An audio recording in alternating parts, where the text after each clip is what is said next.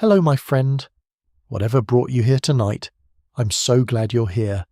If these quiet journeys into the past have ever helped you relax or drift off to sleep, leaving a like and subscribing helps this little channel find someone else who needs it too.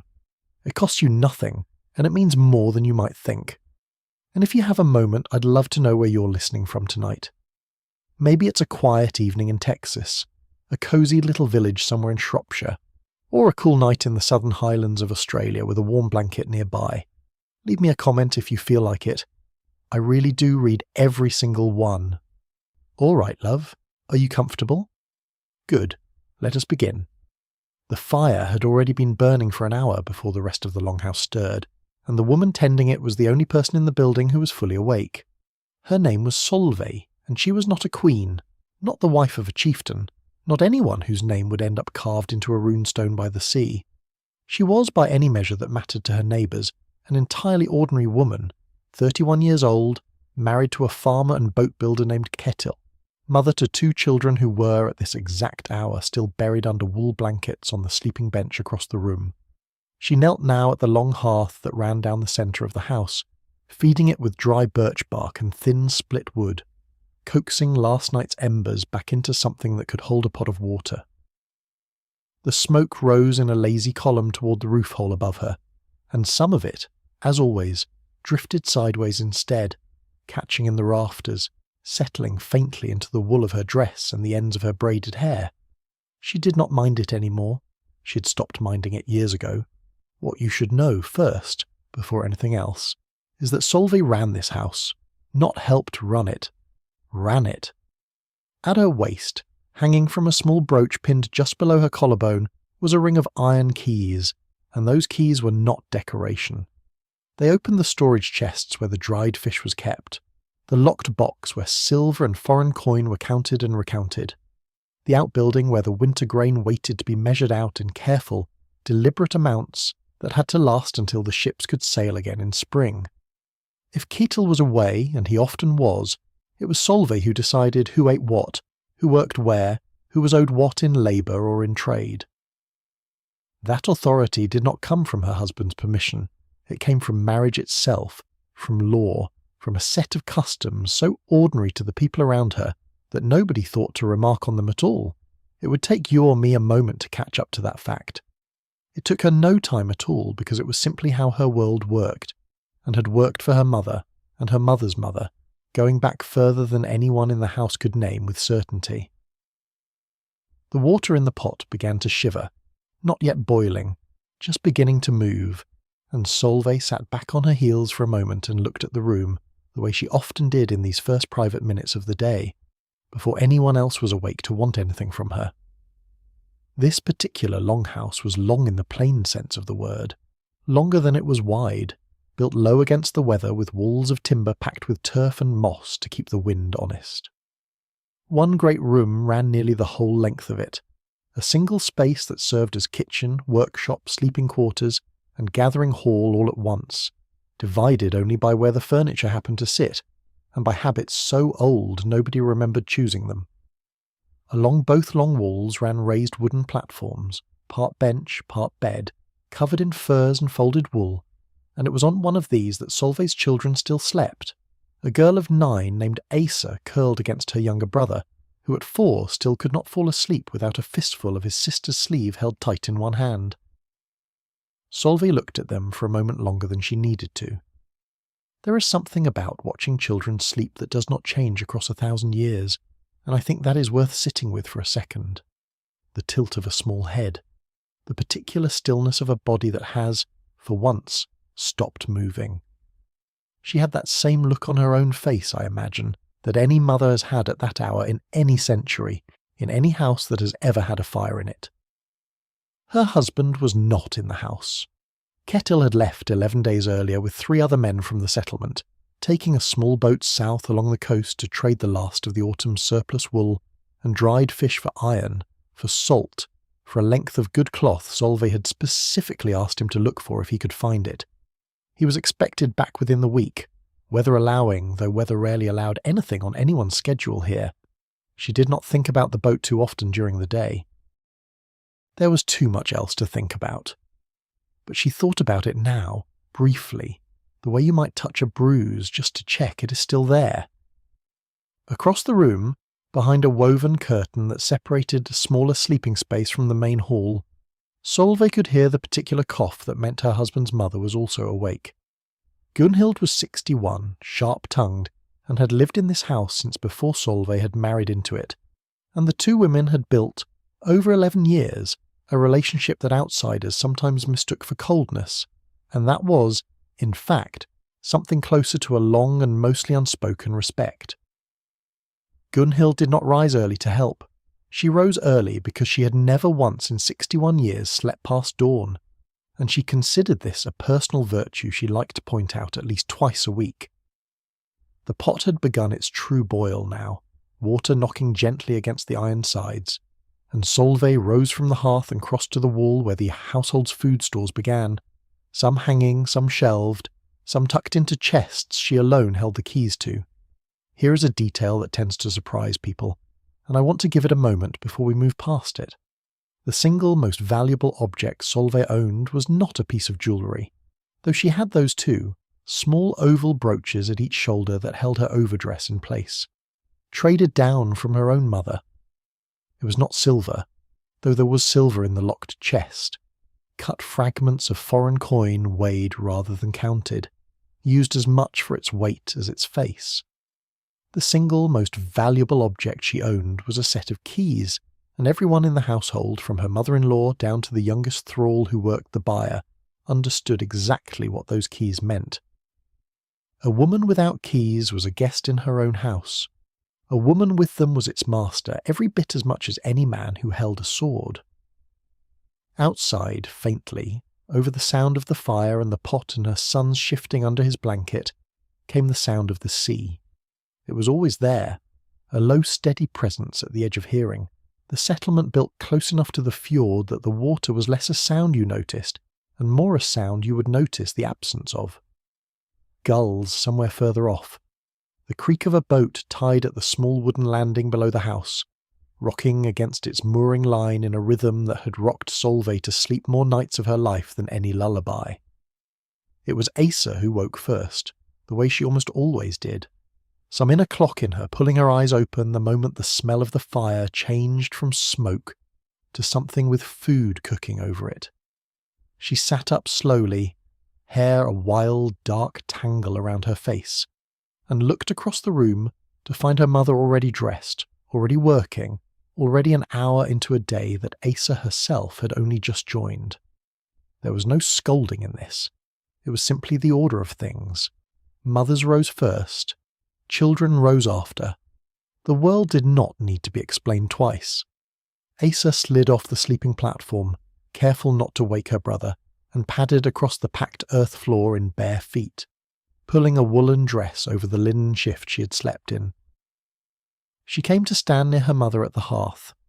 close enough to feel the heat of it, and without a word being exchanged, Solveig handed her a wooden bowl and a soapstone ladle, and Asa began doing what she did most mornings, which was help. I want to pause here and tell you something that surprised me when I first came across it, because I think it will surprise you too. By 9 years old, a Viking girl was not being sheltered from responsibility. She was being trained in it, deliberately, the way a modern parent might enroll a child in lessons. Asa already knew how to card wool into something spinnable. She already knew which mushrooms in the nearby birchwoods were safe, and which would make you sick for a week. She could tend a fire without burning herself,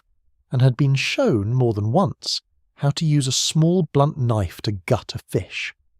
None of this was considered remarkable.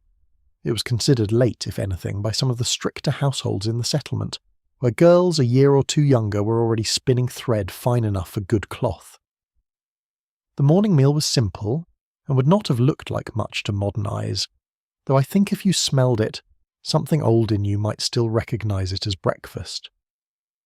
Flatbread, baked the day before on a hot stone and kept wrapped in cloth overnight, was torn into pieces and passed around. There was skyr, a thick soured milk product not unlike a very tart yoghurt,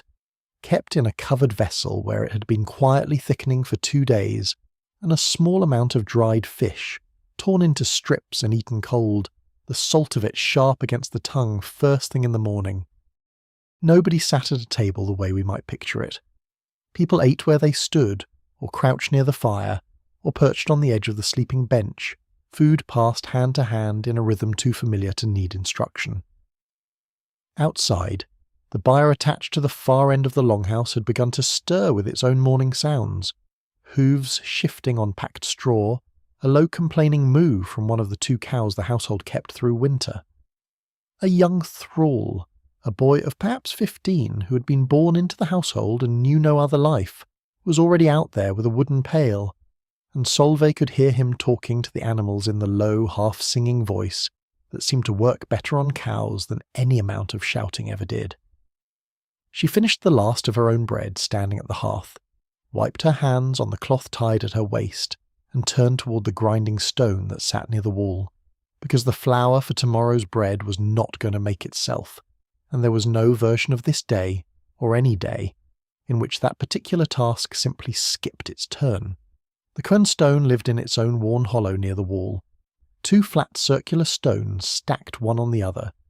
the top one fitted with a wooden handle near its edge. Grinding grain into flour was, without exaggeration, one of the most physically demanding chores in the entire household, and it fell, in most homes along this stretch of coast, almost entirely to women. Solveig knelt before it, poured a measure of dried barley into the hole at the centre of the top stone, and began to turn it, one hand pushing the handle in a steady circle, while the other fed in more grain a little at a time. It is slow work. It is also, I think, strangely meditative,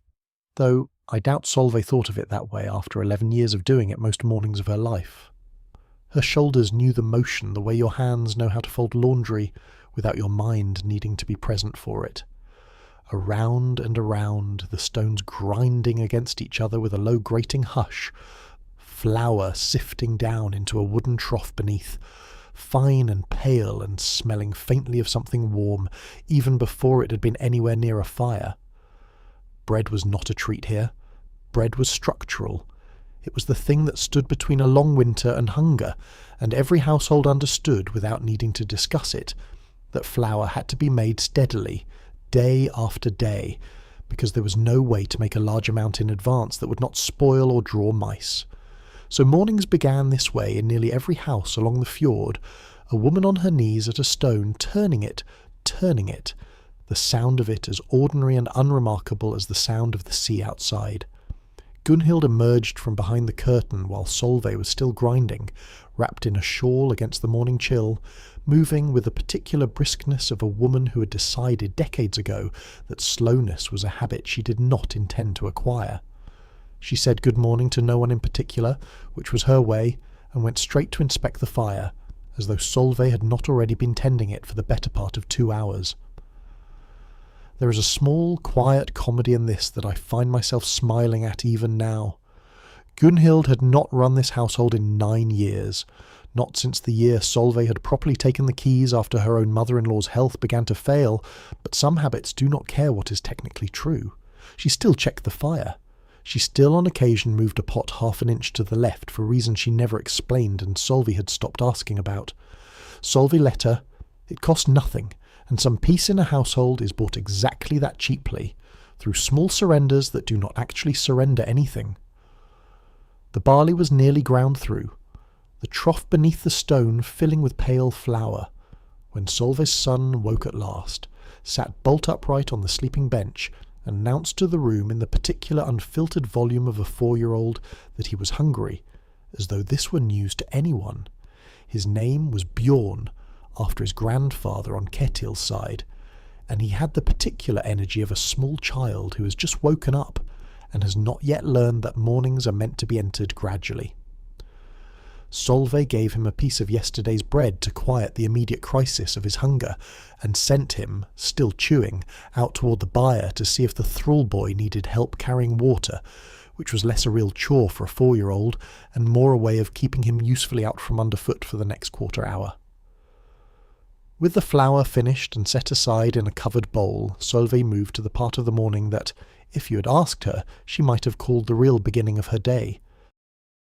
The household would need water, and plenty of it, for cooking, for washing, for the animals, and the nearest source was a spring a short walk from the house, down a path worn smooth by generations of women carrying exactly this same errand. She took up 2 wooden buckets, hung them from a yoke that fit across her shoulders, and stepped out through the low doorway into the morning air. I want you to picture this for a second, because I think it is easy to imagine Viking life as either constant violence or constant hardship, and miss the ordinary, almost pleasant texture of a morning like this one. The air outside was cold enough to sting slightly in the nose, carrying salt from the fjord and the green smell of wet grass. The settlement sat on a shelf of land above the water, perhaps a dozen households scattered within easy walking distance of each other, smoke rising from several roofs at once into a sky the colour of a dove's wing, not yet decided whether it would clear or close over with rain. Sheep grazed on the hillside above the houses, unbothered, their bells making a soft irregular music that Solveig had stopped consciously hearing years ago, the way you stop hearing a clock ticking in your own house. The path to the spring ran past 2 other homes before it reached the water, and it was outside the second of these that Solveig found her neighbour Thora already at the same errand, buckets filled, resting for a moment before the walk back.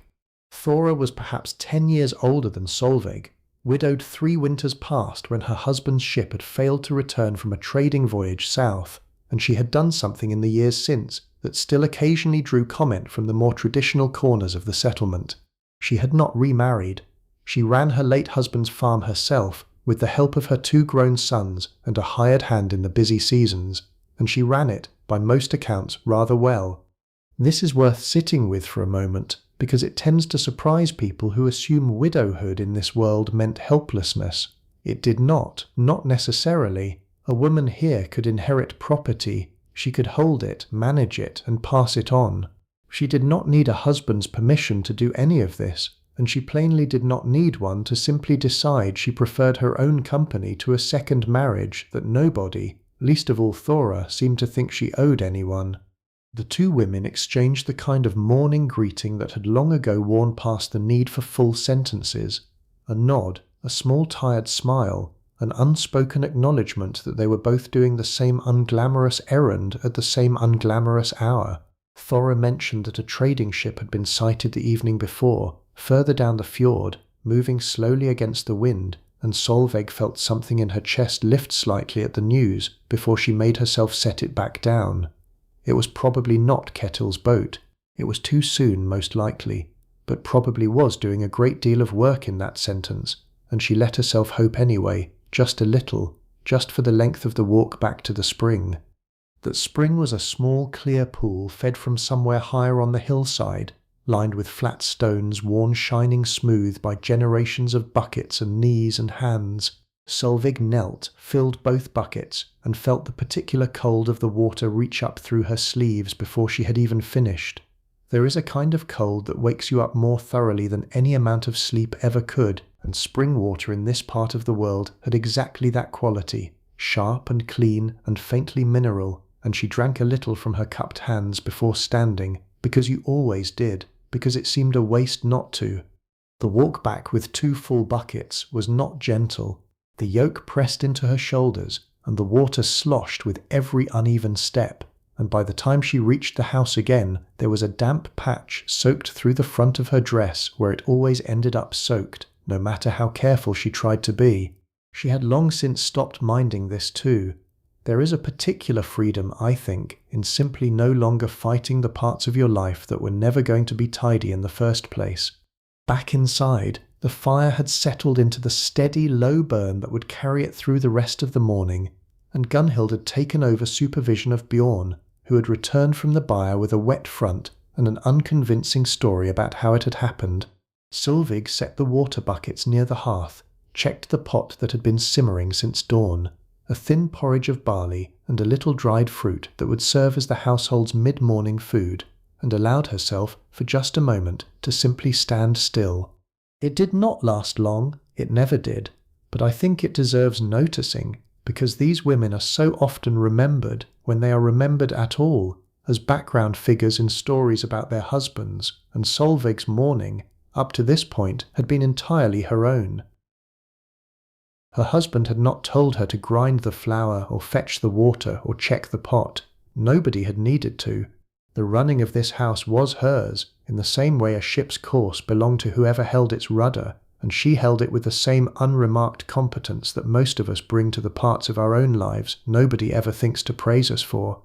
As I appeared at her elbow, having finished her own small chores, and asked in the particular tone of a child who already suspects the answer, whether she could come along to the loom today instead of doing lessons with the whittling knife her father had left for her to practice with. Solveig considered this with more seriousness than the question probably deserved, and said that she could, on the condition that she finish carding a full basket of wool first, because the loom, much as Asa loved it, was not going anywhere, and the wool would not card itself while she was off admiring the shuttle. She accepted these terms with the weary dignity of a 9-year-old negotiating with someone who always won,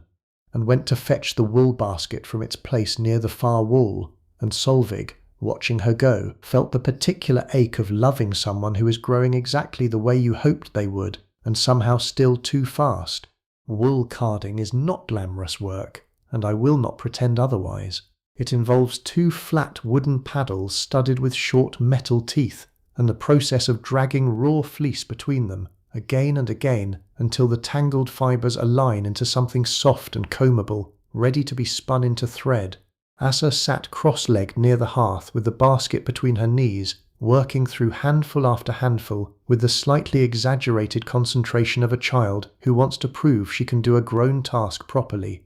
Solveig worked beside her for a while, not because the carding needed 2 sets of hands, but because there is a particular kind of company that comes from doing quiet, repetitive work next to someone you love, neither of you needing to fill the silence with talk. Every so often Asa would hold up a particularly well-carded handful for inspection, and Solveig would nod, or gently show her where the fibres had bunched instead of aligning, and Asa would frown and try again.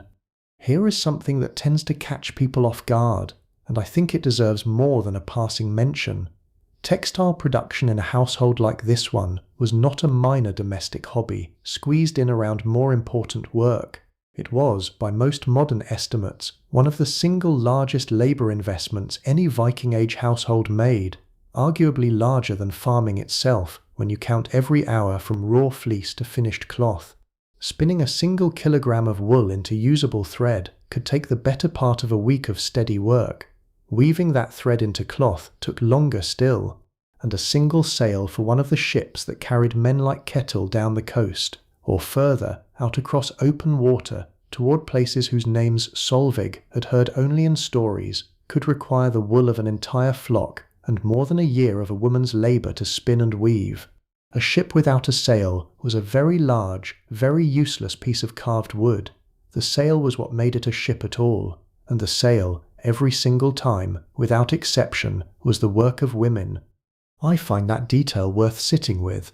There is a story we tell ourselves about who built the ships that carried the Viking world across the sea, and it is usually a story about men with axes and adze shaping timber. That story is true as far as it goes, but it leaves out something just as important, that the ship could not have moved an inch without cloth that had passed through a woman's hands for months, sometimes years, before it was ever lashed to a mast. Kettle's boat, right now, somewhere down the coast beyond her sight, was carried forward by wind caught in a sail that Solveig herself had spun a portion of, 2 winters back, working by firelight after the children were asleep.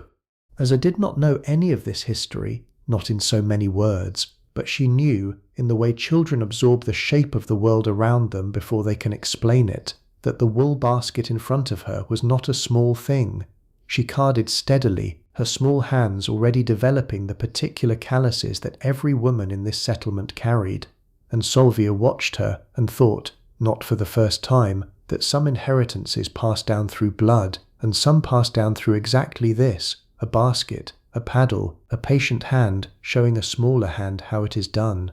A shadow crossed the doorway, and both of them looked up to see the thrall boy standing there, slightly out of breath, saying that a ship had turned into the fjord and was making for the landing below the settlement, and that it did not look like the trading vessel Thora had mentioned the evening before.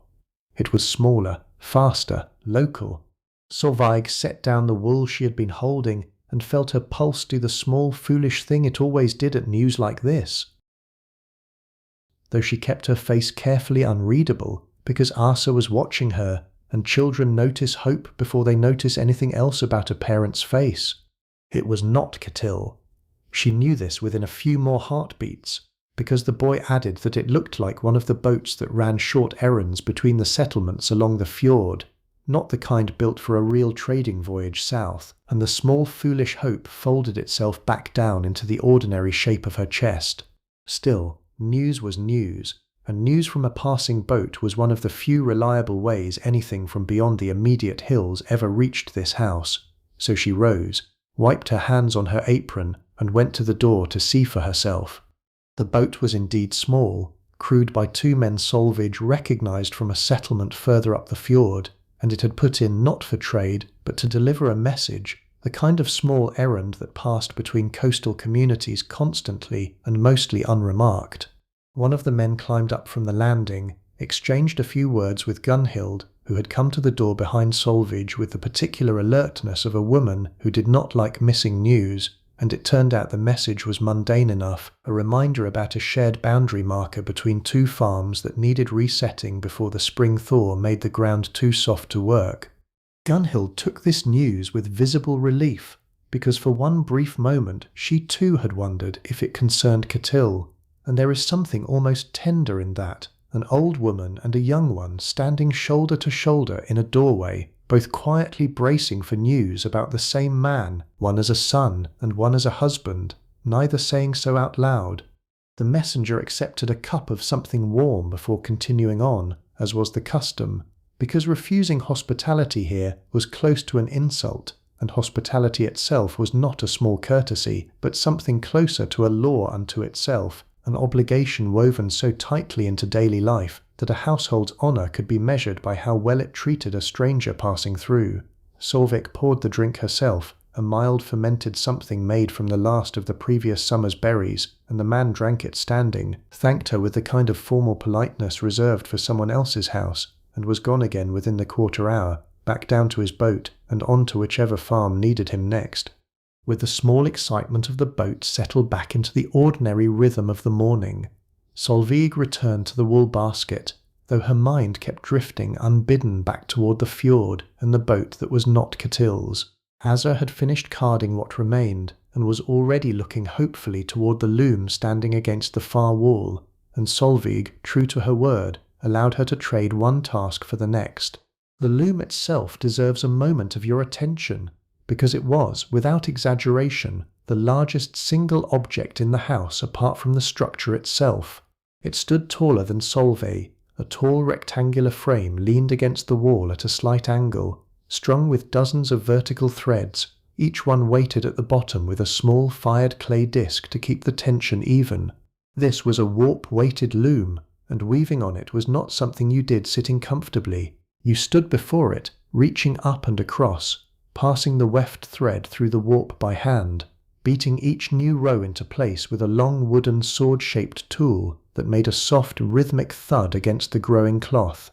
Asa was not yet skilled enough to weave the fine, tightly spaced cloth that would become clothing, but she was old enough to help with a length of coarser wool destined to become a blanket, and she took her place at the loom now with the particular seriousness of someone who has been allowed, at last, to do the real thing instead of merely watching it. Solveig stood behind her for a few passes, guiding her hands, and then stepped back to let her continue alone, because the only way anyone learns this craft is by making the mistakes themselves, thread by thread, until the hands simply know. The rhythmic thud of the beater against the cloth became the sound underneath everything else for a while, steady as a heartbeat, and Solveig moved on to other tasks with that sound following her through the room, comforting in the particular way that a familiar sound can be comforting even when you are not paying it any direct attention. It was nearing midday now, the light through the roof hole shifting to something a little brighter, a little more direct, and Solveig's thoughts turned toward the meal that would need to be ready when the rest of the household's outdoor work paused for its own short rest. She checked the pot of porridge, added a little more water, and began pulling down strips of dried fish from where they hung near the smoke of the fire, softened just enough by the years of practice in her hands to know exactly how much soaking each piece would need before it was fit to eat. The midday meal in a house like this one was rarely elaborate. It did not need to be. What it needed to be was reliable, filling, and quick enough to prepare that it did not steal an entire morning's worth of other work in exchange for an hour's worth of eating. Dried fish, softened in a little warm water and worked apart with the fingers, the last of the morning's flatbread, a hard little cheese, sharp and slightly grainy, cut into pieces with a small knife Solveig kept at her own belt alongside the household keys, and always, always the porridge, thickened now to something closer to solid than liquid, ladled into shared bowls that were passed from hand to hand around the fire the same way the morning's bread had been. Ketil's father, dead now 9 years, had built this house with his own hands on a plot of land his own father had cleared before him, and there is something about eating a midday meal inside walls like that which carries its own quiet weight, even if nobody in the room ever stopped to say so out loud. Gunhild ate her portion sitting on the edge of the sleeping bench, half watching Bjorn, who had returned from his morning of loosely supervised freedom smelling faintly of animals and looking thoroughly pleased with himself. Asa left the loom reluctantly when called, ate quickly and asked, before she had even finished swallowing, whether she could go back to it right after. There was, in this particular house, an unusual and slightly delicate arrangement that Solveig had never quite gotten used to discussing, though everyone in the settlement knew about it, and nobody thought much of it at all. Ketil's household kept 3 thralls, and this fact sits uncomfortably in a story meant to be warm and calming, and I want to be honest with you about that, rather than pretend it away. Slavery was a real and ordinary part of this world, woven into its economy in ways that modern audiences rightly find difficult to sit with. I am not going to dwell on the harder edges of it here, because that is not the story this particular evening is trying to tell, but I did not want to simply skip past it either, as though it were not there. The thrall boy who tended the byre, and an older woman named for her work, rather than by any name Solveig had ever thought to ask after, and a third, older still, who spent most of his days at tasks requiring more strength than skill, were all part of this household's daily rhythm, eating the same porridge, warmed by the same fire, their lives bound to this family's, in ways that were, by the law of the time, permanent, and by the practice of most households, at least not unkind. The older woman, in fact, was the one who had taught Solveig, in her first year of marriage, how to properly render tallow for the small stone lamps that lit the house on the darkest winter evenings, a skill Solveig had not grown up with in her own mother's more modest household further inland. Knowledge passed in strange directions here, not always down a clean line of status, and Solveig had never forgotten the patience of a woman with no freedom of her own, taking the time to teach a nervous young bride something useful. That meal finished the way most meals here finished, without ceremony, bowls set aside to be rinsed later, the household already turning its attention back toward the afternoon's remaining work, before the last mouthful had properly settled. Solveig rose, checked the position of the sun through the roof hole out of habit more than necessity, and began thinking through the shape of the hours still ahead of her, because a farm like this one did not run itself, and the keys at her waist were, in their own quiet way, a kind of clock, ticking through every task that still needed doing before the light failed. The afternoon's first real task waited for her in the small dairy shed built against the side of the byre, where the morning's milk had been sitting since before dawn, separating slowly into cream and thinner milk beneath its own weight.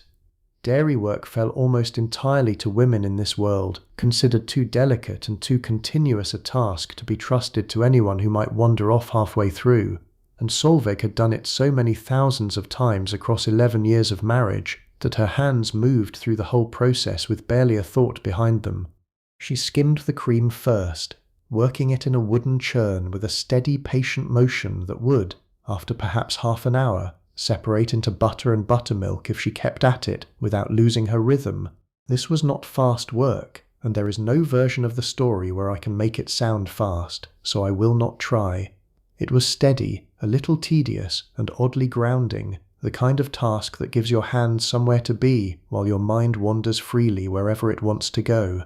And on this particular afternoon, Her mind wandered somewhere she rarely let it go during the busy hours of daylight, back north, 3 days' travel by boat and foot to the small farm where she had grown up, and to a mother she had not seen in something close to 2 years.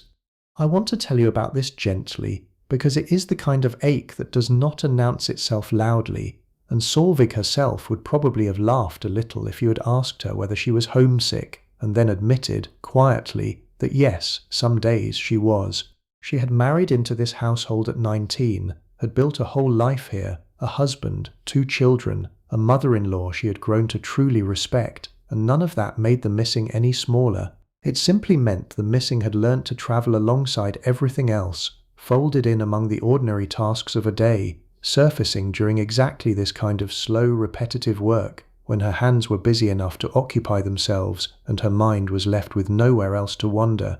She thought of her mother's hands, rougher even than her own, and of a particular bend in the river near her childhood home where the current made a sound she had never quite heard duplicated anywhere along this fjord. She thought of a running joke between her and her younger sister that neither of them had spoken aloud in years, and wondered whether her sister still remembered it, or whether some things simply belonged to a version of a person that time had quietly moved past. There was no way to know, not until the next ship went north, not until a letter could be carried by someone willing to make the detour, and letters here were rare enough that a person learned not to wait for them too eagerly. None of this was sorrow, exactly. It was something smaller and steadier than sorrow, a kind of low hum underneath an otherwise full and busy life, the particular ache of a woman who had built something good in one place while a part of her still quietly belonged to another. She let herself sit with it for the length of the churning no longer, and then, as she always did, set it gently aside the way you might set aside a piece of handwork for another evening, not finished, simply paused. The butter came together at last, the sound of the churn changing from a wet slosh to a firmer, thicker thump, and Solveig blinked herself back into the present afternoon and continued the work with the same steady hand she brought to every task, homesick or not, because the day, whatever else it held, still had a great deal left in it.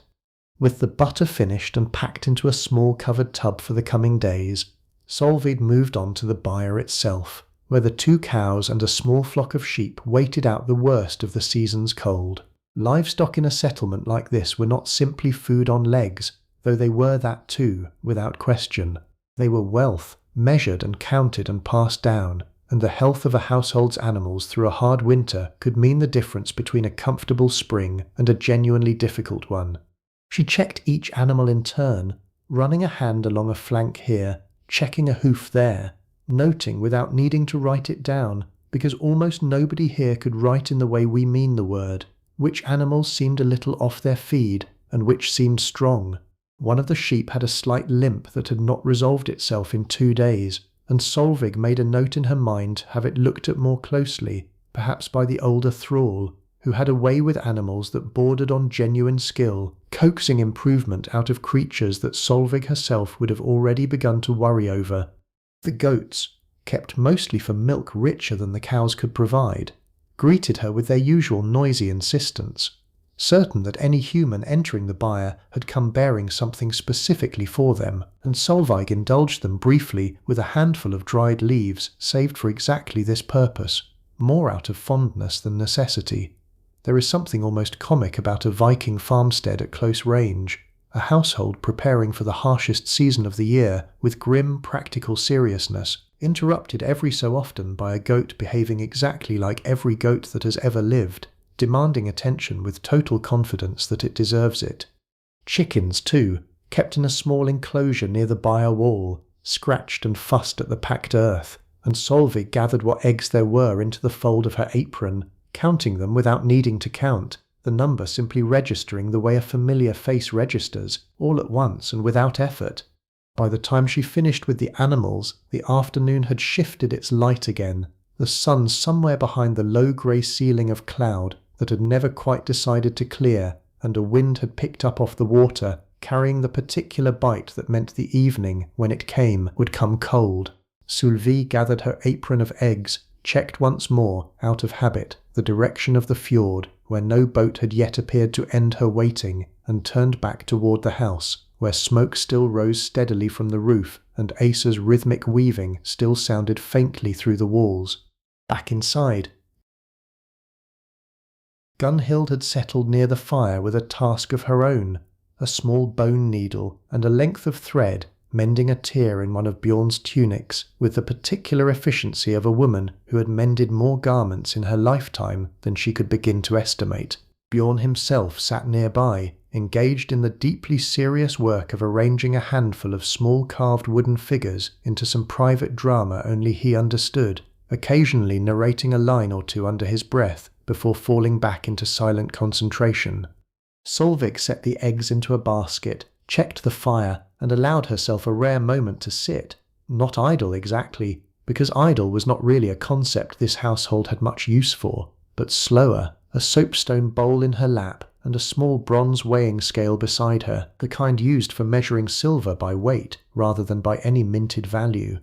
This is a detail worth lingering on, because it tends to unsettle the picture people carry of Viking Age trade. There was no single reliable coinage here, not in the way we think of money now. Instead, silver was weighed, cut into fragments as needed, its value determined by the scale rather than by any stamp or inscription. Solveig kept this particular scale, small enough to fit in a cloth pouch, among her own possessions, and she was the one who used it, weighing out payment when a neighbour came to trade eggs for thread, or thread for a portion of grain. Small transactions that kept the whole intricate web of the settlement's economy quietly turning without anyone needing to travel far or wait for a market day.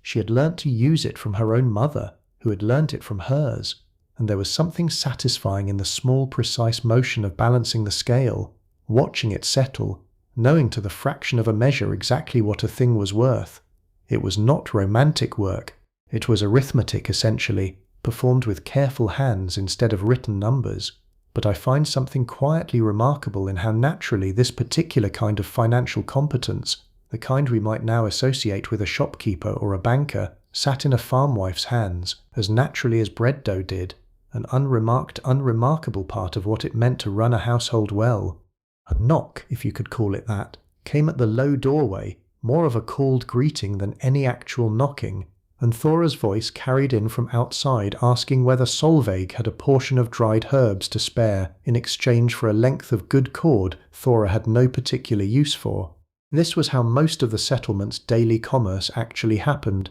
not through formal trade, but through this constant, easy circulation of small surpluses between households who had known each other their whole lives. Each transaction weighed as much in relationship as it was on any scale.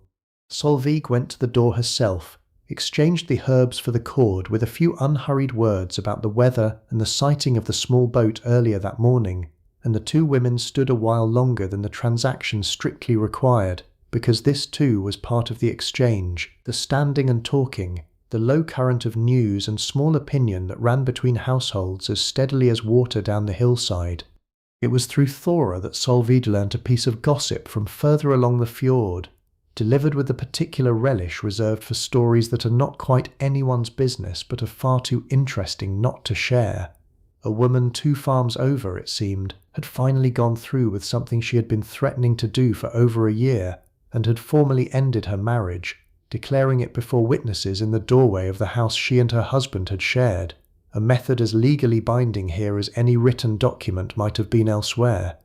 I think this detail deserves a moment, because it so often surprises people who assume divorce is a distinctly modern invention. It was not. A woman in this world could initiate the end of a marriage, and could do so for reasons that ranged from cruelty to simple incompatibility, and she was, by law, entitled afterward to reclaim her original dowry along with a portion of whatever the household had gained during the marriage itself. This was not a rare or scandalous loophole. It was an accepted, functioning part of how marriage worked, and while any divorce still carried its share of social friction, the woman in Thora's story was not going to be shunned for it, merely talked about for a week or two, the way anyone's business tends to get talked about in a settlement small enough that everyone already knows everyone else's.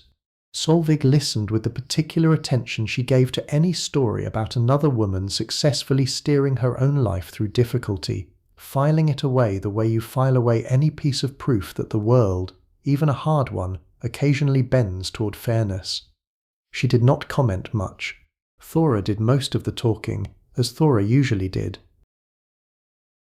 And eventually the conversation wound its way back to smaller things, a shared complaint about a persistent leak in a roof, a question about whether the season's hay would stretch as far as either of them hoped, before Thora finally took her leave, cord in hand, back down the path toward her own farm and her own waiting chores.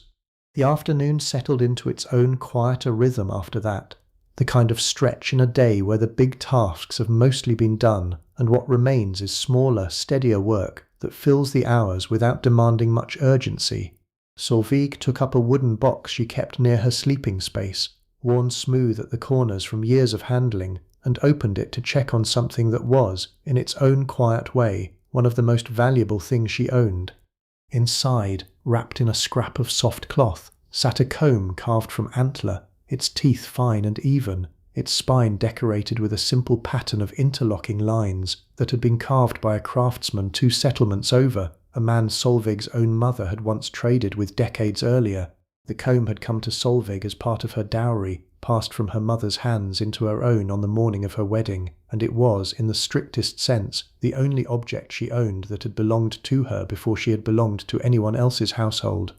I want to tell you why this matters, because it would be easy to look at a comb and think it a small thing, and it was not small at all, not in the world Solveig lived in. Personal grooming here was taken seriously, more seriously than a lot of people today assume when they picture this era as rough and unwashed. Hair was combed daily, carefully, and a fine comb like this one was a genuine mark of status and craft, evidence of skilled work traded across real distance. She used it every evening before sleep, working slowly through her own dark hair, and, more often than not, through Asa's too, the two of them sitting close to the fire while Solveig worked out the day's tangles with the same patient hands she used for everything else. There was a second object in the box as well, smaller, easy to miss, a single bead of amber threaded onto a leather cord, warm gold in colour, faintly translucent when held toward the light. It had been a gift from Ketil,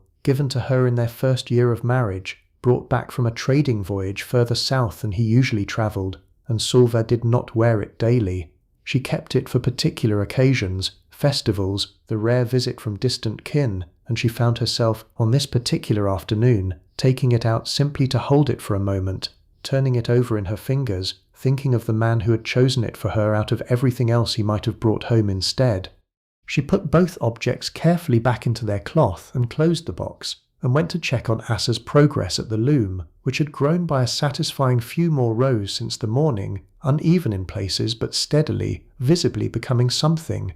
The light through the roof hole had begun its long, slow retreat by the time Solveig turned her attention to the evening meal, the particular hour of a northern day when the sun does not so much set as simply grow tired and lean lower, stretching shadows across the packed earth floor in shapes that shifted a little more with every passing minute. This was, in many ways, her favourite hour, though she would not have called it that if you had asked her, because naming a favourite anything felt like a small extravagance she did not often allow herself. But there was something in the particular gold of this light, low and warm and forgiving of every flaw in the room it touched, that she found herself quietly grateful for, evening after evening, without ever quite deciding to notice it on purpose. That evening meal took more preparation than the midday one, and Gunhild set aside her mending to help, the two women falling into a wordless division of labour built from 11 years of practice. A stew had been simmering since midday, thickened now with barley and the last of a batch of dried peas, flavoured with a little salt and a handful of wild herbs Asa had helped gather earlier that week from the hillside above the house. Fish again, this time cooked fresh rather than dried, a good-sized catch Ketil's youngest brother had brought over that morning as a small gift. The kind of casual generosity between kin that nobody here bothered to formally thank anyone for, because it was simply assumed, given and received in an unbroken circle, that had been turning through this family for generations. And then, just as the stew reached its final simmer and Solveig was reaching for the bowls, a sound came from outside that made every head in the room turn at once. Voices, men's voices, carrying up from the direction of the landing, and beneath them, unmistakable, the particular creak and knock of a larger boat easing itself against the wooden dock. Solveig was at the door before she had consciously decided to move, as so close behind her, both of them peering out into the low gold evening light toward the water, where a boat was indeed coming in, larger than the one from the morning, riding low with the weight of cargo, 3 figures visible aboard it, working the last stretch of the approach with the particular economy of movement that meant they were tired and nearly home.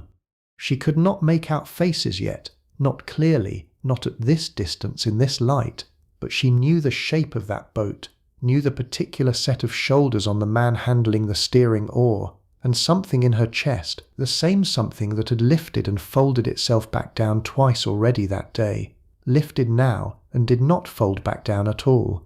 By the time the boat reached the landing, Bjorn had abandoned his wooden figures entirely and was sprinting down the path ahead of everyone else, small legs pumping with the singular focus of a child who has just understood that his father is home. Asa followed at a more dignified pace that fooled no one, and Solveig came last, not because she was any less eager, but because 11 years of marriage had taught her a particular kind of patience, the sort that lets a small boy have his moment of reaching his father first, without a grown woman's longer legs getting there ahead of him.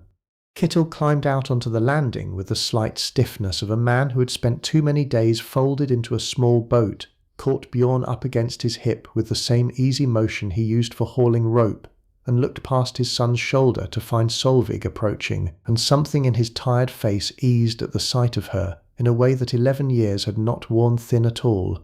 He did not say much, not right away. There was cargo to see to first, the practical business of unloading iron and salt in a length of good cloth that he had, in fact, managed to find, presented to Solveig with the particular pride of a man who had remembered exactly what he was asked to look for and had not come home without it. But underneath the practical talk of the voyage, the trade, the weather that had slowed them 2 days longer than planned, there was a warmth between them that needed no separate announcement, the quiet ease of 2 people who had built a life together and were simply, ordinarily, glad to have it continue.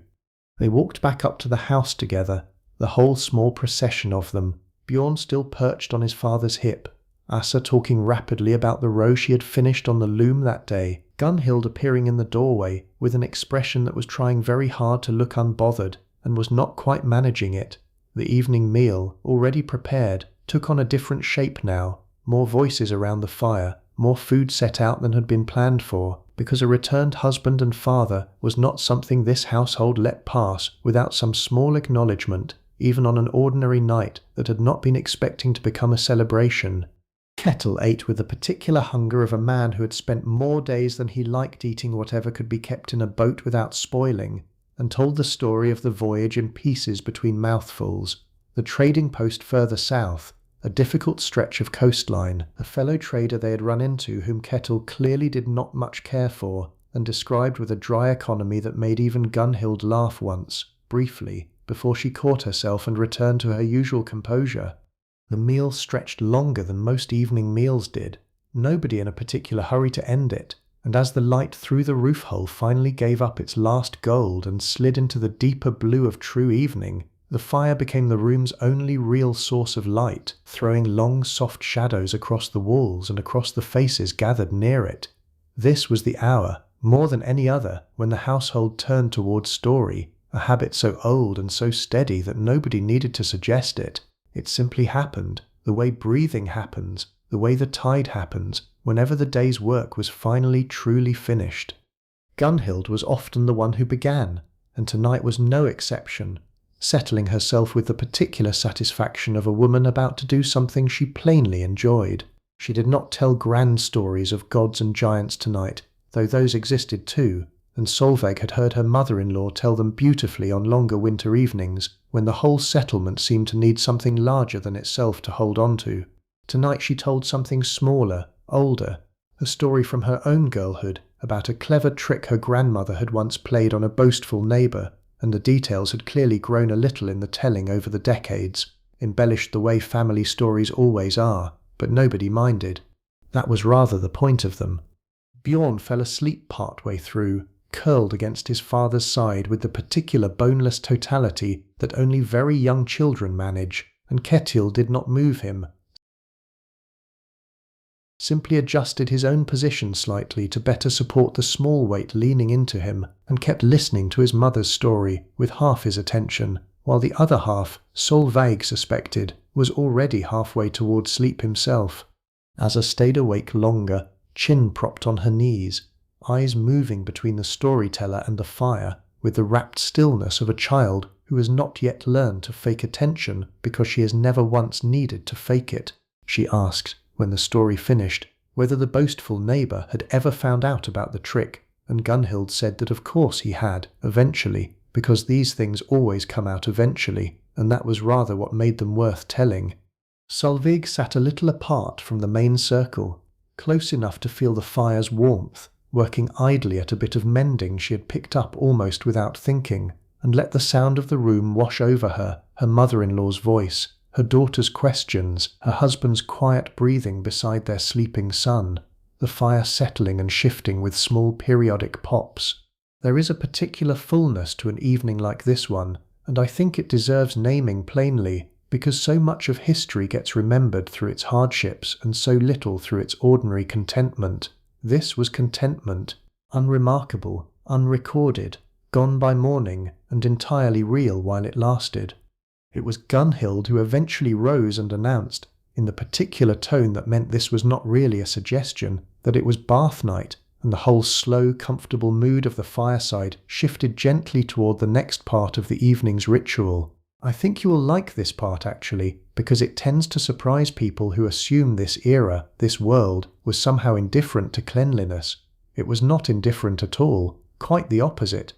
There is a reason, in fact, that the word for Saturday in several of the languages descended from this world translates more or less directly to washing day, and this house, like most in the settlement, kept exactly that custom. A small separate structure stood a short walk from the main house, built low and snug, with a stone hearth at its centre that had been heating since before the evening meal even began, stones stacked and glowing, ready to be doused with water to fill the small space with steam. Solveig gathered clean linen and a small block of soap, made from tallow and ash the way it always was here, and led Asa and a now sleepily protesting Bjorn out into the cool night air toward the bathhouse, Ketil following a little behind with the particular relief of a man who had spent 11 days at sea without any proper wash, and intended to make full use of this one. Inside, the heat hit first, a thick, enveloping warmth entirely different from the dry heat of the main hearth, and Solveig ladled water over the heated stones and felt the room fill with steam, the air suddenly heavy and soft against her skin. Bjorn, despite his earlier protests, brightened considerably once actually inside, delighted as always by the particular novelty of steam thick enough to lose sight of his own sister across the small room, and Asa indulged him for a few minutes before insisting, with the seriousness of an older sibling taking her duties seriously, that they actually get properly clean rather than simply enjoying the fog.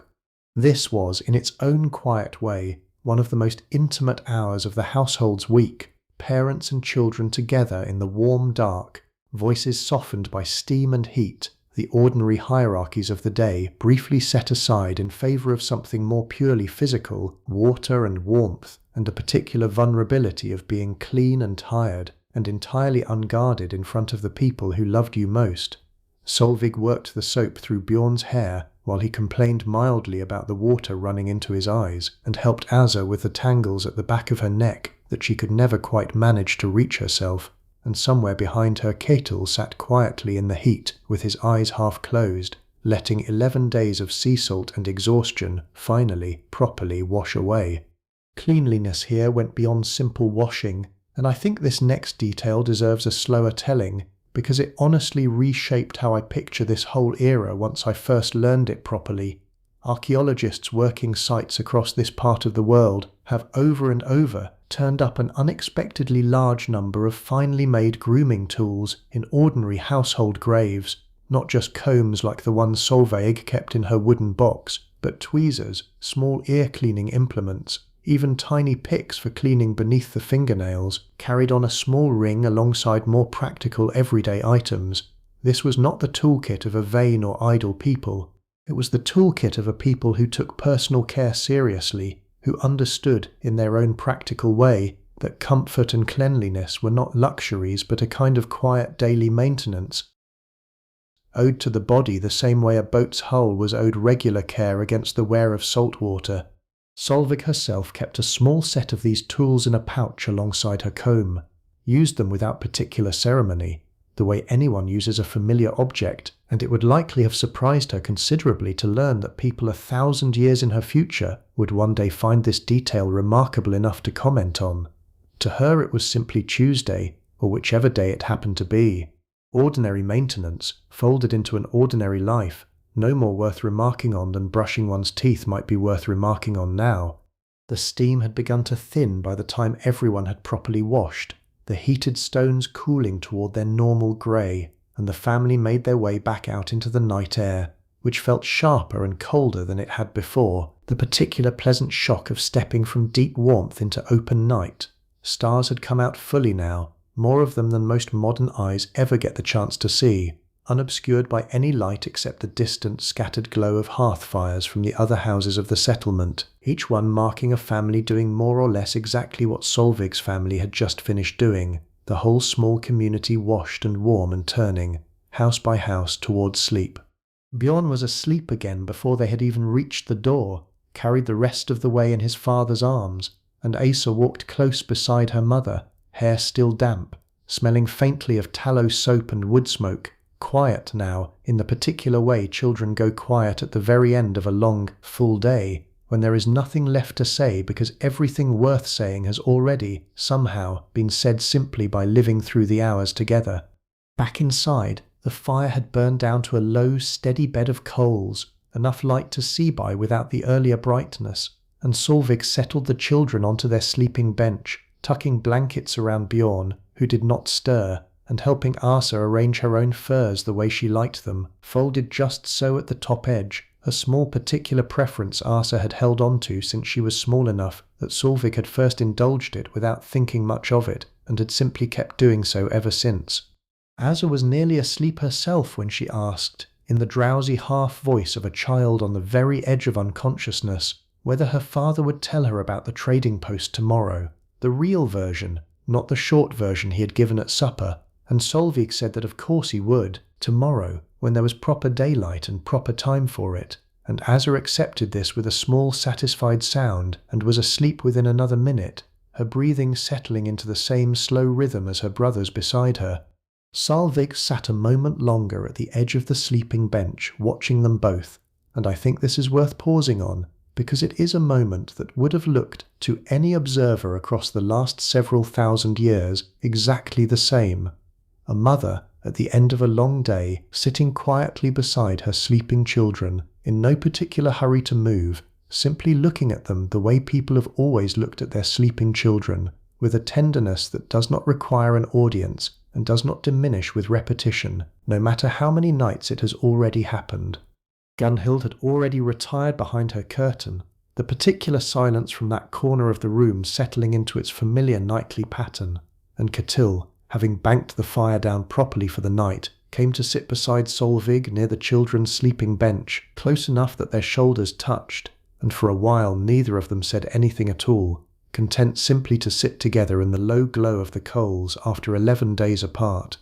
He told her, eventually, quietly, some of the parts of the voyage he had not shared over supper, a moment of real danger off a rocky stretch of coastline that he had smoothed over earlier for the children's sake, and Solveig listened with the particular stillness of a woman who has learned, over years of marriage to a man who goes to sea, to hold her own fear at arm's length until she knows there is no longer any need for it. There was not tonight. He was here, whole, tired, smelling of tallow soap instead of salt, and that was the only fact that mattered now, whatever fear had come before it.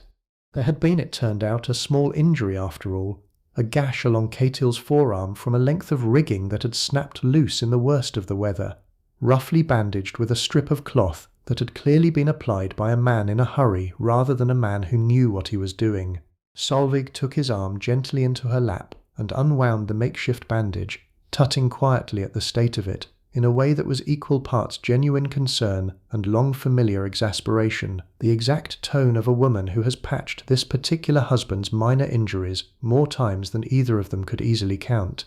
She rose to fetch her own small store of remedies, kept in a leather pouch near the wooden box that held her comb and her amber bead. And I want to take a moment here, because this is a part of Solveig's daily competence that rarely gets its due. Herbal medicine in this world was not superstition dressed up as science, not entirely. It was a genuine, accumulated body of practical knowledge, passed almost exclusively between women, mother to daughter, generation to generation, refined through centuries of careful observation about which plants eased pain, which reduced swelling, which helped a wound close cleanly rather than fester.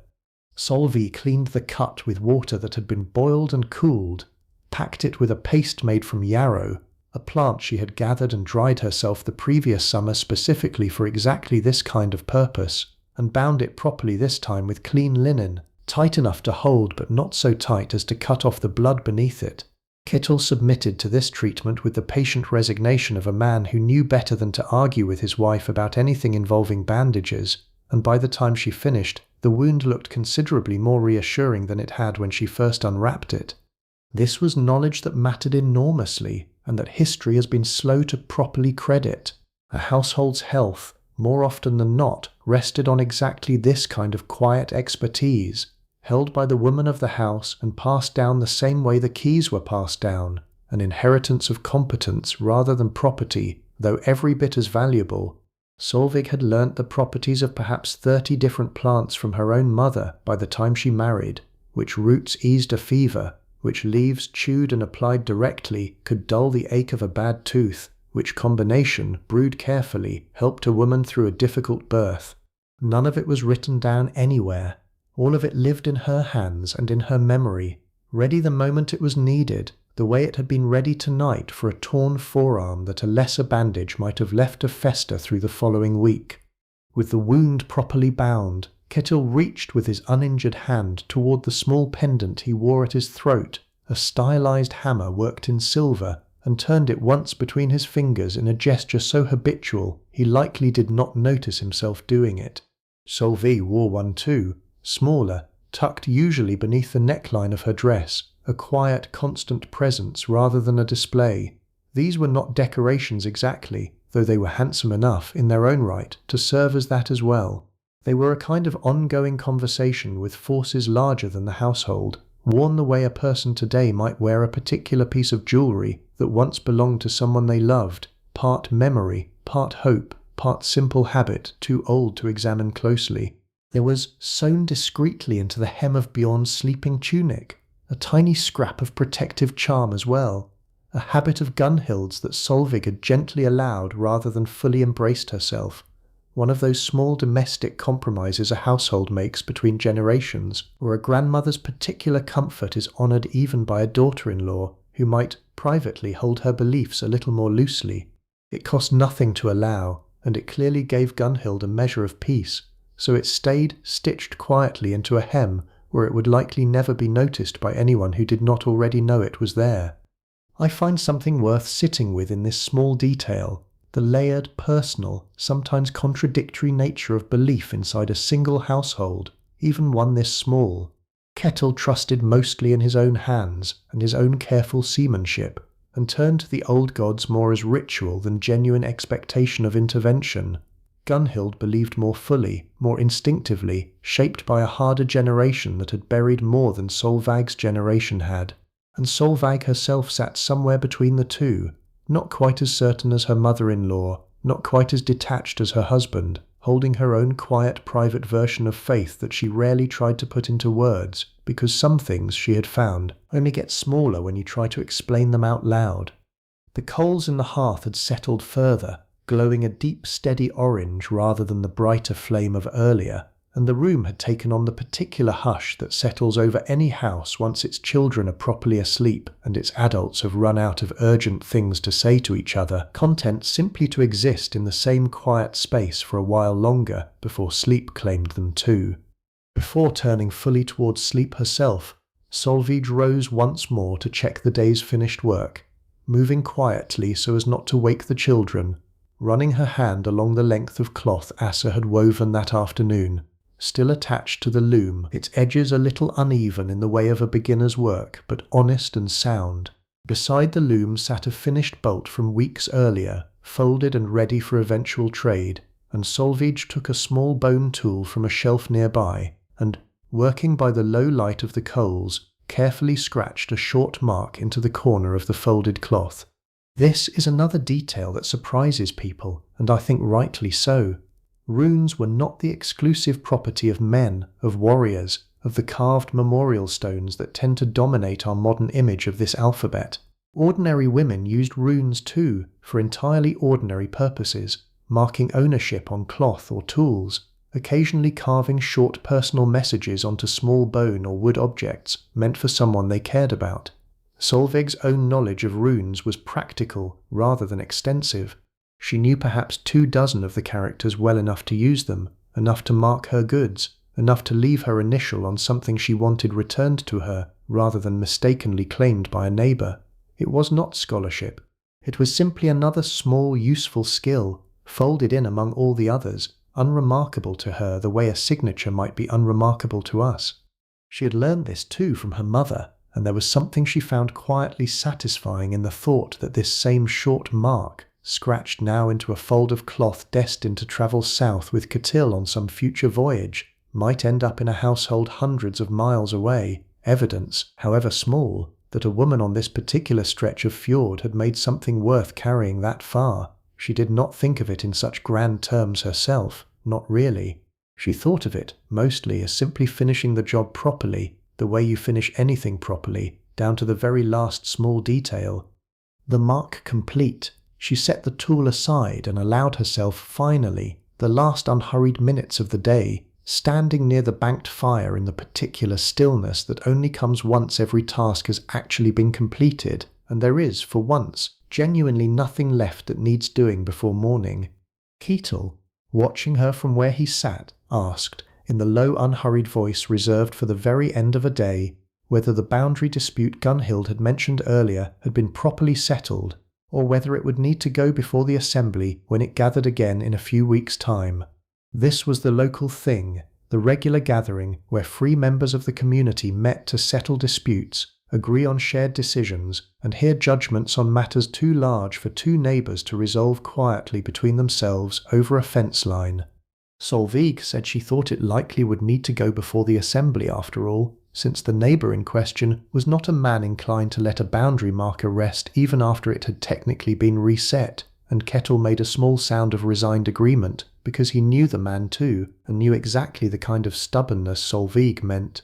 I want to mention something here that tends to reshape how people picture these assemblies, because the image many of us carry is one of exclusively bearded men standing in a circle, making all the decisions while women waited at home for the results. That was not entirely true, and it deserves gentle correcting. Free women here could attend the assembly. They could testify in disputes that concerned them directly, could bring their own cases forward when the situation required it, and a widow managing her own farm, someone like Thora, could and sometimes did stand before the gathered community and argue her own position without needing a male relative to speak for her. Solveig herself had stood before the assembly only twice in her marriage, both times over minor matters, but she remembered both occasions clearly, remembered the particular nervous steadiness required to state a case plainly in front of gathered neighbours and have it actually weighed on its own merits. It was not equality in the way we would define the word now. There were real limits, real distinctions between what a man could do freely and what a woman could do only under certain conditions, but it was also not the silence and invisibility that popular imagination often assumes, and Solveig, sitting now in the low light with her husband safely home and her children safely asleep, felt no particular need to argue the point to anyone. She simply knew, the way she knew the weight of a bucket or the turn of a quernstone, that her voice carried real weight in this small world, and had more than once been the thing that settled a matter nobody else could quite resolve. Their conversation drifted, as evening conversations here so often did this time of year, toward the season ahead, because the turn toward autumn was already visible in small ways if you knew where to look for it, a certain sharpness returning to the morning air, the geese overhead a little more purposeful in their flight than they had been even a few weeks earlier. Winter here was not a season to be met unprepared, and every household along the fjord spent a good portion of its late summer and early autumn engaged in the long, unglamorous work of making sure it would not be. Solvi ran through the list in her head almost without meaning to, the way you might silently review a familiar errand while half listening to something else. The smoking rack behind the byre needed refilling with the last of the season's fish catches, hung and cured slowly over a low smoky fire until they would keep through months of cold without spoiling. The grain store needed a final careful count, weighed out against the number of mouths the household would need to feed until the ground thawed enough for planting again. Candles and lamp fuel, rendered from tallow, needed setting aside in sufficient quantity to carry the household through the long stretch of darkness that would, by the depth of winter, swallow all but a few thin hours of daylight entirely. This last part is worth pausing on, because it shapes so much of what daily life here actually looked like for half the year. Winter this far north did not simply mean cold. It meant darkness, real and prolonged, the sun rising late and setting early, and some days barely bothering to clear the horizon at all. A household's entire rhythm shifted to meet it, work moving indoors, days organized around the scarce hours of usable light rather than around any clock, evenings stretching long and dark and full of exactly the kind of fireside activity Solvig's family had spent tonight enjoying, storytelling, mending, small craft work done by firelight, because there was, quite simply, nothing else to be done once the sun had gone. Solvig did not dread this season the way you might expect. There was hardship in it, undeniably, and she would not pretend otherwise if you asked her directly. But there was also a particular closeness that came with it, weeks upon weeks where the whole household was gathered under one roof, with nowhere urgent to be, no boat to worry over, no crops demanding attention, just the fire and the family, and the long, slow unspooling of stories that only truly came out in their fullest form once the working days had shrunk down to almost nothing. Some of her warmest memories of this marriage, if she stopped to consider them honestly, belonged entirely to winter. Keetle, following some similar private thread of his own, mentioned that the trader further south had spoken of a household 2 settlements past him, where the wife had taken over the entire trading side of the business herself after her husband's health began to fail, sailing out with the season's goods, negotiating prices, returning with exactly the kind of shrewd profit that made the local men grudgingly admit she was better at it than her husband had ever been. Solveig smiled at this, unsurprised, because stories like it were not as rare as an outsider might assume.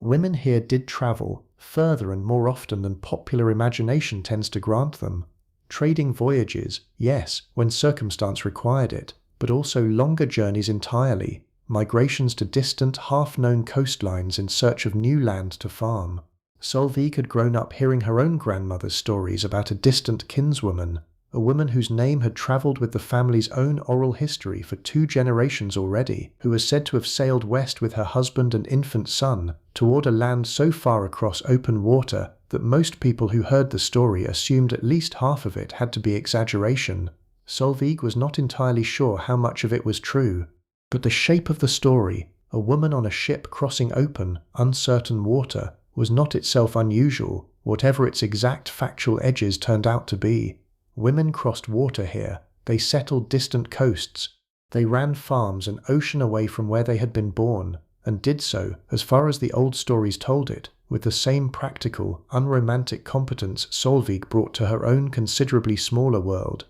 It is easy, I think, looking back from where we sit now, to imagine the Viking world as almost entirely a story about men, about longships and raids and the particular violence that has come to define this era in so much popular retelling. That version of the story is not false, but it is badly incomplete, and I find myself every time I sit with these details wanting to correct the balance a little, because the households, the farms, the ships that could not sail without a season's worth of a woman's spun and woven wool, the trade routes that ran as much on careful weighing scales as on any sword, all of it depended just as thoroughly on women like Solvig as it did on men like Ketil. Neither half of that story makes much sense without the other. Their talk turned lighter after that, the way conversations naturally loosen once the bigger subjects have had their moment, and Ketil asked, half teasing, whether Solvig had managed to finish the blue dye she had been experimenting with before he left, because he had in fact brought home something that might help with it, a small packet of a dye stuff he had traded for specifically with her request in mind. Solvig's whole face changed at this, the particular brightness of someone whose private, slightly stubborn project has just been handed an unexpected boost.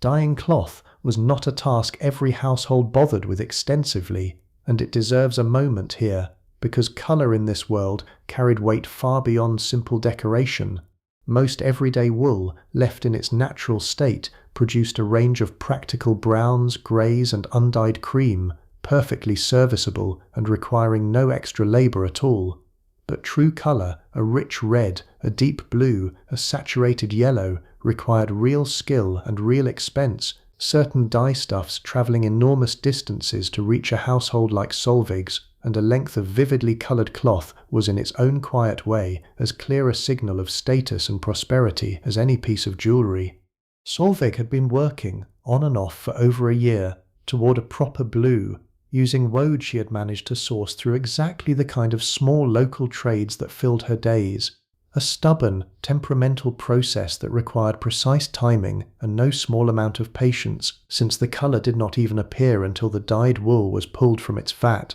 and exposed to open air, oxidizing slowly from a strange greenish tone into the true blue only once you had already committed to the whole laborious process. She had ruined 2 batches already through impatience or bad timing, and had told herself, a little crossly, that she would leave it alone until she had more reliable materials to work with. Ketil's packet, unwrapped now and examined by firelight, looked promising enough that her earlier resolve to leave it alone for the season evaporated almost instantly. This too is worth sitting with for a moment, this glimpse of a woman with a genuine hobby, a personal project pursued for something closer to satisfaction than pure necessity. History so rarely leaves room for that kind of detail, the small stubborn joys that exist alongside all the practical labour, but I think they were there, all the same, tucked into corners of otherwise demanding lives, the way Solvig's blue dye was tucked into a life already full of bread and wool and children and keys. Ketil, watching her turn the little packet over in her hands with obvious pleasure, allowed himself a small satisfied smile of his own, the particular quiet pride of a man who has correctly guessed at exactly the right gift, and reached over to bank the fire a little further, coaxing the coals into the low, slow burn that would carry them safely through the night without needing further attention. The room had grown properly dark now, lit only by that faint orange glow and a thin silver edge of moonlight finding its way in through small gaps around the roof hole, enough to see shapes by, not enough to see detail. Somewhere behind the woven curtain, Gunhild's breathing had settled into the slow, steady pattern of real sleep, and the children, still curled together on their bench, had not stirred in some time, Bjorn's small hand still loosely fisted in a fold of his sister's blanket even in sleep, the same gesture that had been there since before dawn that morning, an entire day's worth of living folded back around to exactly where it began. Solvig set the dye packet carefully aside for the morning, and allowed herself, finally, to simply sit beside her husband in the dark, her head coming to rest against his shoulder with the ease of long habit, neither of them in any particular hurry to move toward the sleeping bench that waited for them at the far end of the room. There is a particular quality to silence shared between 2 people who trust each other completely, and I think you have probably felt it yourself at some point, that specific comfortable absence of any need to fill the space with words. This was that kind of silence. It asked nothing of either of them. Outside, faintly, the sea kept its own steady rhythm against the shore below the house, the same sound that had been there since before Solvig woke that morning, the same sound that would be there tomorrow and the day after, patient and constant in a way that very little else in this hard, changeable world ever quite managed to be. Somewhere further off, a dog barked, once, twice, and fell silent again. A last log settled in the hearth with a soft collapsing sound, sending up a small brief shower of sparks that caught the low light for a moment before fading. Kittil spoke again after a while, quietly, asking whether the smoking rack had been seen to yet, since he had brought home more fish than the household could eat fresh in the coming days, and Solveig said not yet, that she had planned to see to it in the morning, and the conversation slid, easily and without any real effort, into the kind of practical planning that made up so much of any marriage built around a working farm. Preserving food here was not a task you could afford to do carelessly, and Solveig had learnt its full range of methods the way she had learnt everything else, at her mother's side, correcting small mistakes over years until the whole complicated skill set had become as automatic as breathing. Fish, the most immediate concern tonight, could be dried in open air during the warmer months, hung on racks until the flesh turned firm and leathery, or smoked slowly over a low fire the way Kittil's latest catch would need to be, the smoke both flavouring and preserving the meat at once, keeping it edible for months rather than days. Meat from the autumn slaughter, when the time came, would be salted heavily, packed into barrels, or in some households smoked in the same manner as the fish. Vegetables and grains stored dry, kept from damp and vermin through careful attention to the storage chests that Solveig's keys guarded so closely. And then there was Skye, the thick soured milk she had served that very morning, made through a process that required equal parts patience and precision. Warm milk introduced to a small amount of a previous batch as a starter, left to sit and thicken slowly over a day or more, until it reached exactly the right consistency, tart and dense, before being strained through cloth to remove the last of the whey. It could keep for a remarkably long time once properly made, another quiet piece of practical genius that women like Solveig carried forward through generations without any of it ever being written down in a single book, the whole vast body of knowledge passed hand to hand, mouth to ear, mother to daughter, an entire invisible curriculum that fed a household through winters that would otherwise have been considerably harder to survive. I think about this kind of knowledge sometimes, how completely it has vanished from most of our own daily lives now. How few of us could reliably make a food that keeps for months using nothing but milk and patience and an understanding passed down without a single written instruction. It does not make us worse than Solveig, not exactly. Our lives simply do not require it anymore. But there is something in that vanished skill worth a small moment of quiet respect, all the same. Their talk drifted, unhurried, toward Kittil's own work, the boat building that occupied him through much of the year when he was not away trading, and Solveig asked, mostly out of genuine curiosity rather than any real need to know, how the repairs to old Halfdan's fishing boat had gone before he had left on this last voyage. Kittil described it in the particular detail of a man who loved his craft, the split plank he had replaced, the way he had steamed a new length of timber until it bent to the curve he needed without cracking, the satisfaction of driving the iron rivets home cleanly on the first attempt. Boat building here was a skill held in real esteem, and Kettle had learned it from his own father, the same father who had built the very house they now sat in, and there was a quiet continuity in that which Solveig had come to appreciate more with each passing year of marriage. The tools of his trade hung along one section of the outer wall, axes of several different weights and purposes, augers for boring holes, an assortment of smaller carving knives kept, always, meticulously sharp. It was exacting work, requiring an eye for the particular grain and bend of timber that could not be taught from any description, only learnt through years of getting it wrong before getting it right.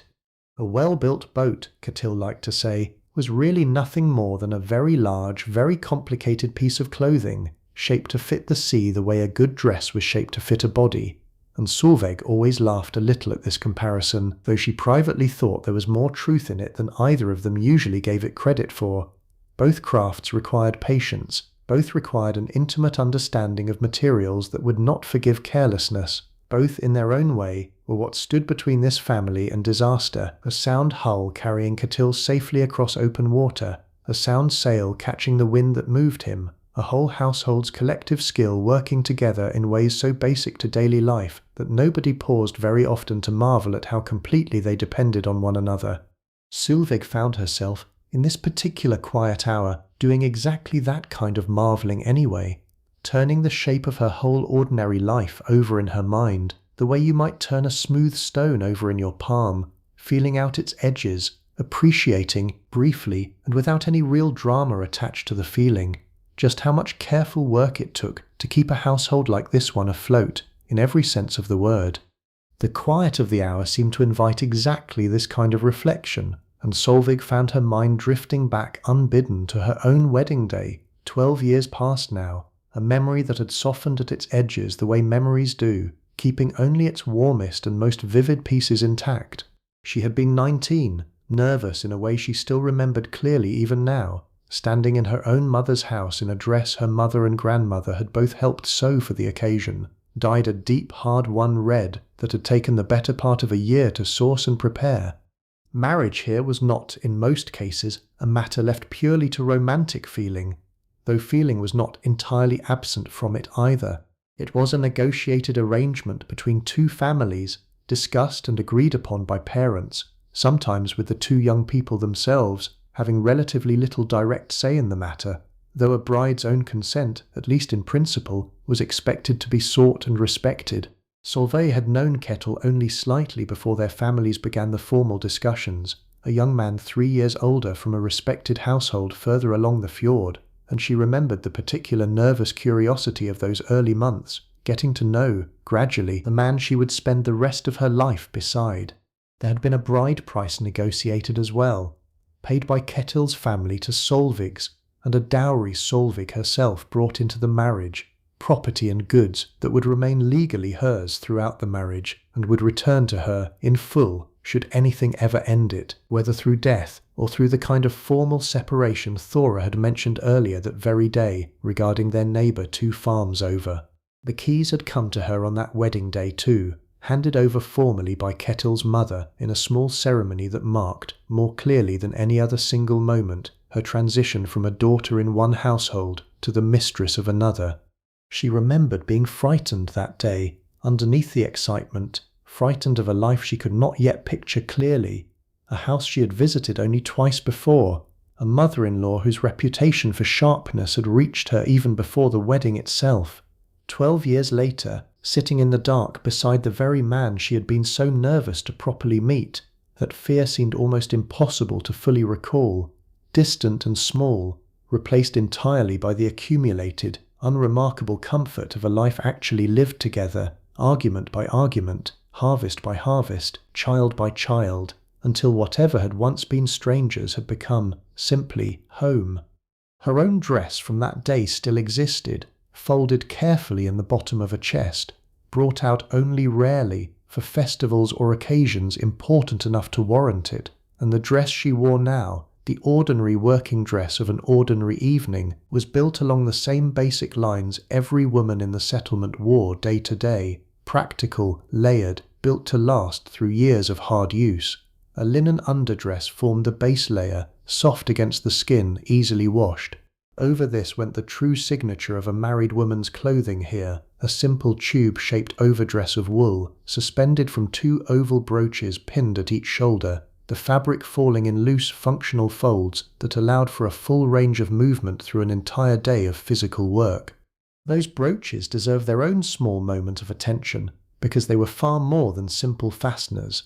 Solveig's own pair, worked in bronze with a pattern of interlocking spirals, had come to her, like the antler comb, as part of her dowry, and a woman's brooches were, in a very real sense, a portable record of her family's wealth and standing, visible to anyone who looked at her, understood by anyone who knew how to read such things the way a modern observer might read the make of a car or the cut of a coat. Between the 2 brooches often hung smaller practical items on a string or chain, her small pair of scissors, sometimes a needle case, occasionally, for women of certain standing, small decorative pendants that added nothing functional but a great deal of quiet visual pleasure.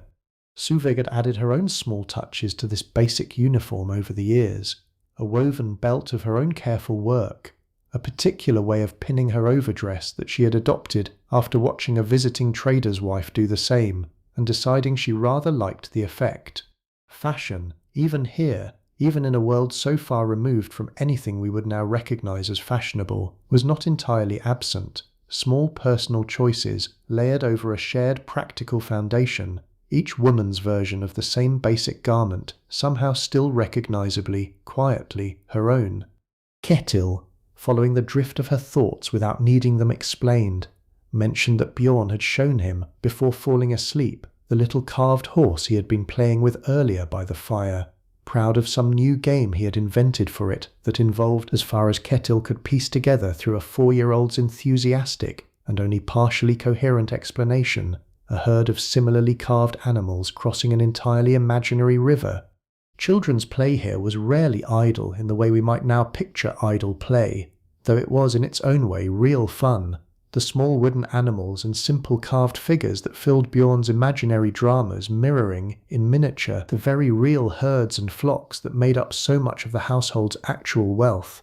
Older children played more structured games too, a version of a board game involving carved pieces on a grid, strategy and capture, that Asa had grown quite skilled at over the past year, occasionally beating her own father, who took these defeats with theatrical, good-natured outrage that Asa clearly relished provoking. There was value placed here, real and consistent, on teaching children through exactly this kind of play. Small wooden knives for practicing whittling before a child could be trusted with anything sharper. Miniature spindles for a girl not yet old enough to spin thread that would actually be usable. Toy boats for boys not yet old enough to handle a real one. Each toy a small rehearsal for the adult competence that would eventually be expected of them. Asa's own doll, tucked now somewhere near her sleeping furs, was dressed in a tiny version of the same layered clothing Solvag herself wore, stitched by Solvag's own hands 2 winters back as a gift, and Asa had, without any adult suggestion, taken to using the doll's tiny outfit to practice the very stitches and fastenings she would one day need to manage for herself, and eventually for children of her own. Play and work, in other words, were never entirely separate categories here, the way we sometimes imagine them now. They bled into each other constantly, a child's imagination doing double duty as quiet preparation for the very real responsibilities waiting at the other end of childhood, and Solveig found herself thinking of Bjorn's imaginary river crossing, smiling a little in the dark at the particular seriousness with which very small children take on the shape of the world around them, long before they understand any of what that world will eventually ask of them. The conversation slowed further, the natural, comfortable slowing of 2 tired people running gently out of things that needed saying, and Solveig became aware, gradually, of just how tired she herself actually was, the accumulated weight of a full day's work finally catching up to her now that the last of the evening's small tasks had been properly finished. Ketil noticed it too, the way he always noticed such things eventually, even if it took him longer than it took her, and suggested, gently, that they should probably think about sleep themselves before the fire burned down any further. Before they rose, though, Solveig allowed herself one more small errand, crossing quietly to check the door was properly secured against the night. A simple wooden bar dropped into place, more habit than genuine worry in a settlement where everyone knew everyone else, and real danger from other people was rare. She checked, too, on the small covered lamp kept burning low near the door, enough of a glow that anyone rising in the night would not stumble blindly through the dark room, and satisfied that everything had been properly seen to, made her way back toward where Ketil waited.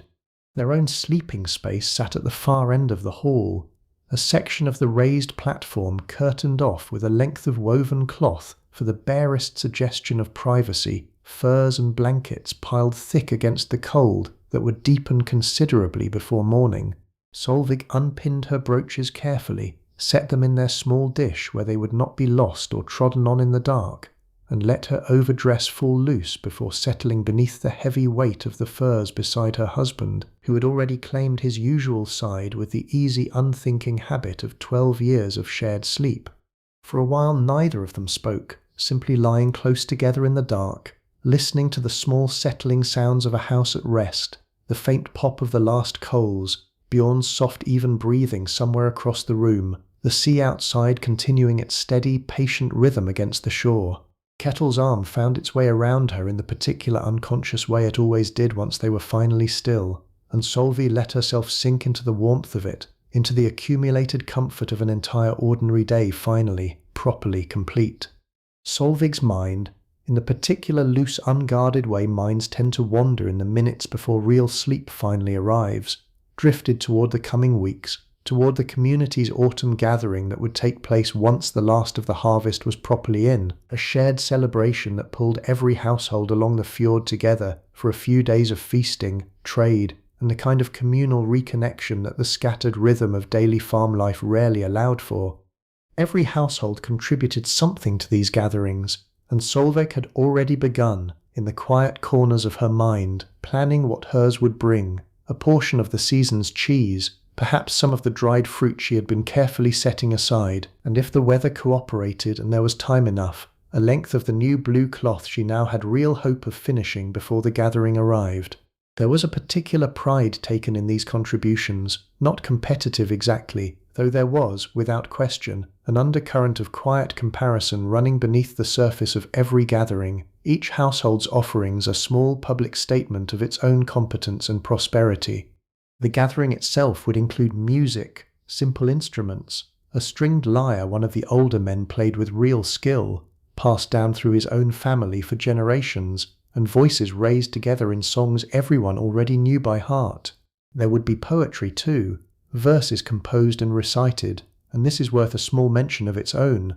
because the composition of poetry here was not an exclusively male pursuit, whatever the more famous surviving names might suggest. Women composed verse as well, sharp, clever, sometimes cutting lines exchanged in the kind of good-natured verbal sparring that passed for entertainment on a long evening, and Solveig herself had, on more than one occasion, produced a line or two clever enough to be repeated approvingly by her neighbours for weeks afterward, a small private talent she rarely advertised but quietly enjoyed all the same. There would be trading too, of course, goods exchanged more formally than the small daily transactions that ran between individual households, and news from further afield carried by whichever ships happened to put in during the gathering's few days, stories of other settlements, other harvests, occasionally news from lands further south that felt, from this remote stretch of coastline, almost as distant and half real as the old stories Gunhild told by the fire. She thought too of her own sister, still living on their mother's farm further north, and wondered, drowsily, whether this year's gathering might finally be the one where a message could be carried between them, since a cousin's household sometimes travelled through for exactly this kind of occasion, and letters, rare as they were, occasionally found their way along exactly such informal, friendly routes when no other method offered itself. She made a small private note to ask around at the gathering, to see whether anyone might be travelling north before the season closed entirely, and felt, even in the drowsy edges of near sleep, a small flicker of hope at the possibility. Beside her, Kittle's breathing had already deepened into the slow, steady rhythm of real sleep, faster to arrive there than she was tonight, worn down by the physical exhaustion of the voyage in a way her own day, demanding as it had been, had not quite matched. She listened to it for a while, familiar and comforting, one more thread in the whole quiet chorus of sounds that made up this house at rest, the coals settling further, the wind picking up very slightly outside, a low steady hush against the turf walls that never quite qualified as a real storm, just the ordinary voice of the season beginning its slow turn toward autumn. I think if you have ever lain awake in the last soft minutes before sleep, listening to a house settle around you, you already know something of what this moment felt like for Solveig, whatever else separates her life from yours across all the centuries between you, the particular privacy of it, the sense of an entire day, full and various and occasionally difficult, finally allowed to simply end, its accounts settled, its tasks completed, nothing left now but rest.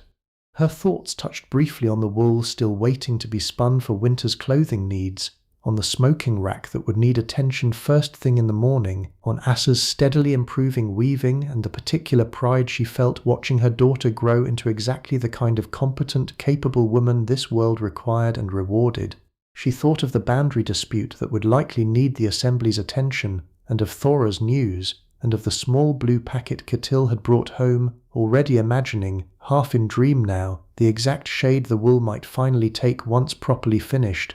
Sleep found her eventually, the way it always does, somewhere in the middle of a half-formed thought about wool that never quite finished itself, and the house settled fully into the deep hush of true night, 6 people breathing in 6 different quiet rhythms beneath one turf roof, the fire reduced now to little more than a faint red memory of itself among the ash. But a single night, even one as full as this one had been, only tells you so much about a life like Solveig's, and I think it helps to pull back a little further now, widening the view beyond these particular 24 hours, because what made a woman like her so essential to this world was not any one day, but the whole unbroken turn of the year, each season asking something different of her hands, and asking it without any real pause between one set of demands and the next.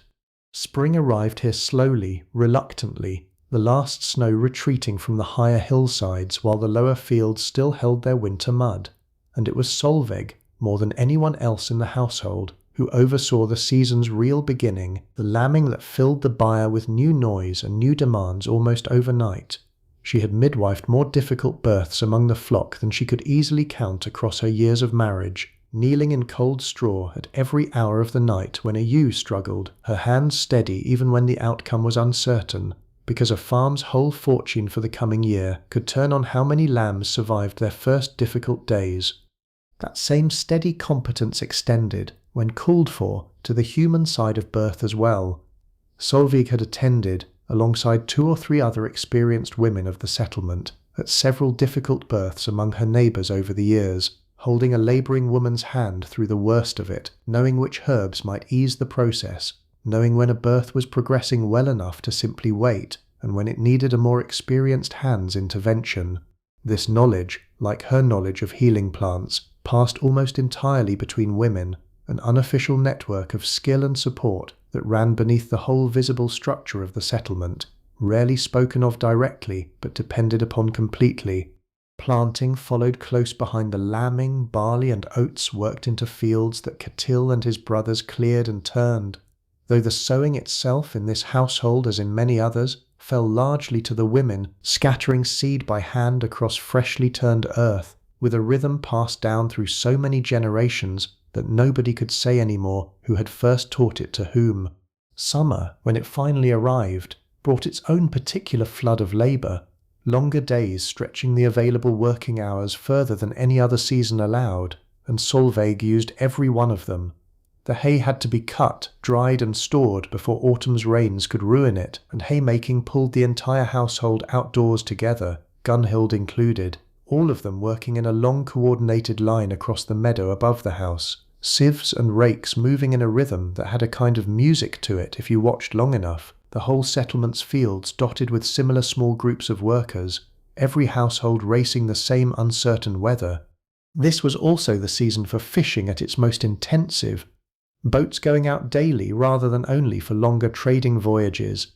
And while the actual fishing was largely men's work, the processing of that catch, the cleaning, salting, drying, and smoking that turned a morning's haul into food that would last through winter, belonged almost entirely to the women waiting on shore. Solveig's hands, through the peak weeks of summer fishing, smelled permanently of fish and salt no matter how thoroughly she washed them, and she had long ago stopped minding this too, filing it alongside the wood smoke in her hair, as simply part of what this life required of a body. Midsummer itself brought a brief, cherished pause in the relentless labour, a shared celebration across the whole settlement marking the year's longest day, bonfires lit on the high ground above the fjord, visible for a great distance along the coast, answered by similar fires from other settlements further along the water, until the whole night seemed strung with small deliberate points of light. There was dancing on these nights, simple and joyful, and Solveig, however tired the season's work had left her, always found the energy for at least a little of it, Ketil's hand in hers, the fire's warmth on her face, the particular freedom of a night when nobody was thinking about tomorrow's chores at all. Then the season turned again, as it always did, toward the harvest that would eventually lead back around to the very night Solveig now slept through, grain cut and threshed and stored, the smoking racks filled, the dye pots emptied and refilled, the whole long wheel of the year completing itself once more, carried forward, every single turn of it, on exactly the kind of steady, unglamorous, essential labour that had filled this one particular day from its first grey hour to its last. The settlement itself, if you could see it laid out properly in daylight, was larger and more varied than a single longhouse might suggest. A dozen or so households scattered across the gentler slopes above the fjord, each with its own byre and outbuildings, connected by worn paths that had, over generations, become as familiar to everyone here as their own front doors. At the centre of it all stood a larger hall belonging to the local chieftain, a man named Oswald, whom Solveig had known her entire married life, a practical, unshowy leader, more concerned with settling disputes fairly than with any particular display of authority, and it was in his hall that the assembly gathered when larger matters required it. Nearer to Solveig's own house stood the settlement's smithy, run by a broad, quiet man named Steiner, who had, over the years, become something like family through sheer proximity and mutual usefulness, mending Kettle's tools, fitting new iron fixtures to the boat when needed, and trading in turn for the wool and dairy goods his own household could not easily produce for itself. His wife, a cheerful, endlessly busy woman who ran her own small flock of geese with fierce proprietary pride, was one of Solveig's closer friends among the settlement's women, the two of them falling into easy, familiar conversation whenever their paths crossed at the spring or the shared threshing ground. This was the real texture of daily life here, not isolated farms struggling alone against the wilderness, but a genuine interconnected community, each household's fortunes bound up, in small practical ways, with every other household's, favours exchanged, skills shared, children growing up together across farm boundaries that mattered for property but rarely mattered for friendship. Asa's closest companion, in fact, was Steiner's youngest daughter, the two girls having been nearly inseparable since they were old enough to toddle after each other across the space between their two houses, and Solveig fully expected that friendship to carry on well past childhood, the way so many of the settlement's adult friendships clearly had. There was comfort in this, a kind of comfort that does not always make it into the more dramatic tellings of this era, the simple, steady reassurance of being known, of belonging to a place where your neighbours would notice if your chimney stopped smoking for too many days running, where a stranger's boat drew curious attention precisely because everyone else's was already so familiar. Solveig had never lived anywhere else, not truly, not since her marriage, and she had come, over 12 years, to feel this particular stretch of fjord and hillside as completely her own as the keys at her waist or the comb in her wooden box. A particular kind of future was one Solveig allowed herself to imagine, on quieter evenings, watching Asa work at the loom with growing skill, and it was not a dramatic future, not the stuff of the old sagas Gunhild sometimes told by the fire. It was simply this, more or less exactly this, repeated forward through another generation. Asa, grown, holding her own set of keys in some household not too many years from now, her own hands steady at a hearth much like this one, her own quiet authority over stores and tasks and the small daily decisions that kept a family fed and warm. Solveig thought of her own mother sometimes when she thought this way, wondered whether her mother had once imagined exactly this same forward unfolding, while watching a much younger Solveig learn to card wool by a different fire, further north, in a house Solveig had not seen in far too long. Something almost dizzying lived in that thought, if she let herself sit with it too long. The sheer repetition of it, generation folding into generation, the same tasks, the same seasons, the same particular satisfaction of a well-made loaf or a properly finished length of cloth, passed down an unbroken chain, stretching back further than anyone in this house could name, and forward, presumably, further than any of them would live to see. Solveig did not usually let herself dwell on it this directly. It was the kind of thought that arrived, if it arrived at all, in exactly these late quiet hours, when the day's practical demands had finally loosened their grip enough to let something larger and more reflective take their place. She thought too of what would eventually happen to the keys themselves, decades from now, an old woman's hands finally passing them to a younger woman's, the ceremony repeating itself the way it had repeated at her own wedding, and found the thought, rather than troubling her, oddly steadying. There was a kind of immortality in this, she supposed, quieter and less celebrated than the kind sung about in the old stories of heroes and gods, but real all the same. A woman's competence and care, passed hand to hand down through a family, outlasting any single lifetime by simply refusing to stop being taught. Trade brought more than iron and salt into this household, though those two things mattered enormously, and Solveig never took either for granted.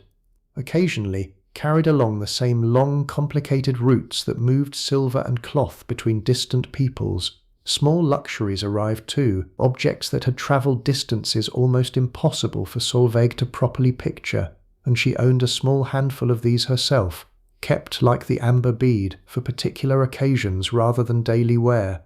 A string of glass beads, brightly coloured, blue and green and a warm honeyed amber tone, had come to her 3 winters back, traded for a portion of dried fish by a passing merchant who claimed, with the easy confidence of a man selling something exotic, that the beads themselves had originated somewhere far to the east, carried along river routes and trading posts that stretched, apparently, all the way to lands whose names meant nothing at all to Solveig beyond the sound of them.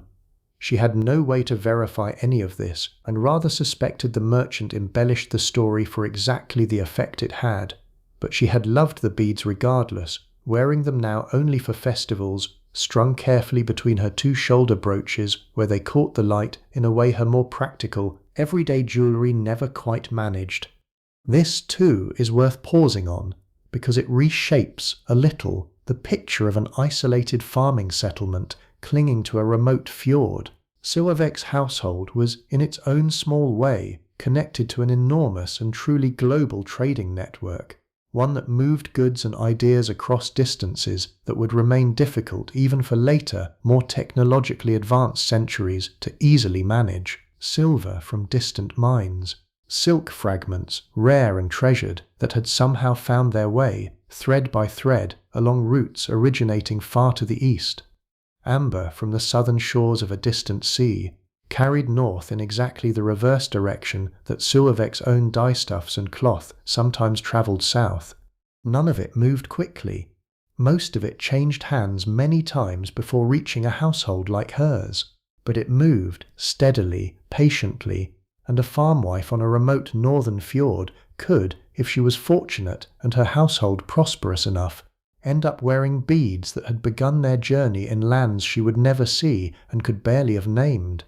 Names, too, carried their own particular weight and history in this world, and Solveig's own name had come to her from a grandmother she had never met, dead before Solveig was born, a woman whose reputation for quiet stubbornness had apparently been considerable enough that Solveig's mother had hoped, by giving her daughter the same name, to pass along a little of that same steadiness. Naming children after deceased relatives was common practice here, a small act of continuity, of keeping a person's memory folded into the ongoing life of a family rather than left behind entirely, and both Asa and Bjorn carried names chosen along similar lines. Asa for an aunt of Ketil's known for her sharp wit, Bjorn for the grandfather whose farm this had originally been.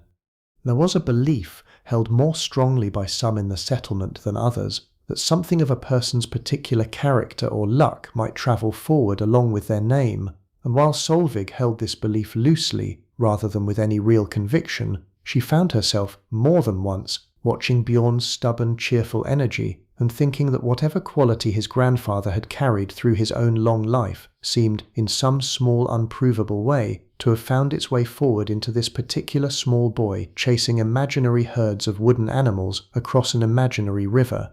Names here also followed a practical pattern that made tracking a large, spread-out community considerably easier than it might otherwise have been, a child taking their father's given name as the second part of their own, so that Asa was properly known, in formal contexts, as Asa Ketilsdottir and Bjorn as Bjorn Ketilsson, a system that told anyone who heard it exactly which household a person belonged to, without any further explanation needed. Solveig herself remained, even after 12 years of marriage, formerly Solveig Hallvardsdottir, her own father's name carried forward rather than replaced by her husband's, a small but telling detail about how identity and lineage worked here, traced and named through both parents rather than folded entirely into a husband's family upon marriage. There was a particular kind of standing given to older women in this world, that Solvig had come to appreciate more fully with each passing year, watching Gunhild move through the settlement with an authority that had nothing to do with physical strength and everything to do with accumulated experience. Age here was not treated as a diminishment, not in the way it sometimes seems to be now. A woman who had raised children, buried a husband, run a household through hard winters and good ones alike, carried a kind of respected expertise that younger women actively sought out, and Gunhild was regularly consulted by neighbours half her age on matters ranging from a difficult pregnancy to a dispute over inheritance that required someone with a long enough memory to remember exactly how a similar situation had been handled a generation earlier. Solvig had watched this dynamic play out more times than she could count, a younger wife from further along the fjord arriving at the door with some anxious question, and Gunhild receiving her with the particular brisk warmth she reserved for exactly this kind of visit, settling the younger woman near the fire, listening properly before offering an opinion, and sending her home again considerably steadier than she had arrived. There was no formal title attached to this role, no official position Gunhild held. It existed simply because it had always existed, older women serving as a kind of collective memory and steadying influence for the whole community, their advice sought not out of obligation but out of genuine, well-earned trust. She thought, sometimes, about what kind of old woman she herself might eventually become, and found the thought less unsettling than she suspected it might have been in a different sort of world, one that valued only youth and set aside anyone past their most physically productive years. Here, growing old meant growing, if anything, more essential rather than less, your labour shifting gradually from the most physically demanding tasks toward the kind of accumulated wisdom that a household and a whole community could not properly function without. She hoped, when her own time came, to carry it as well as Gunhild did, sharp-tongued and steady-handed, useful to the very end. Some of the settlement's larger tasks were never handled by a single household alone, and Solveig looked forward to these shared working days more than she usually admitted out loud, because they turned ordinarily solitary labour into something closer to a gathering. Wool processing, in the weeks right after the summer shearing, was exactly this kind of communal effort, women from 4 or 5 neighbouring households bringing their raw fleece together at whichever house had the most space to spare, spending days at a stretch sorting, washing, and carding wool together, while children ran between the houses and news travelled as freely as the work itself.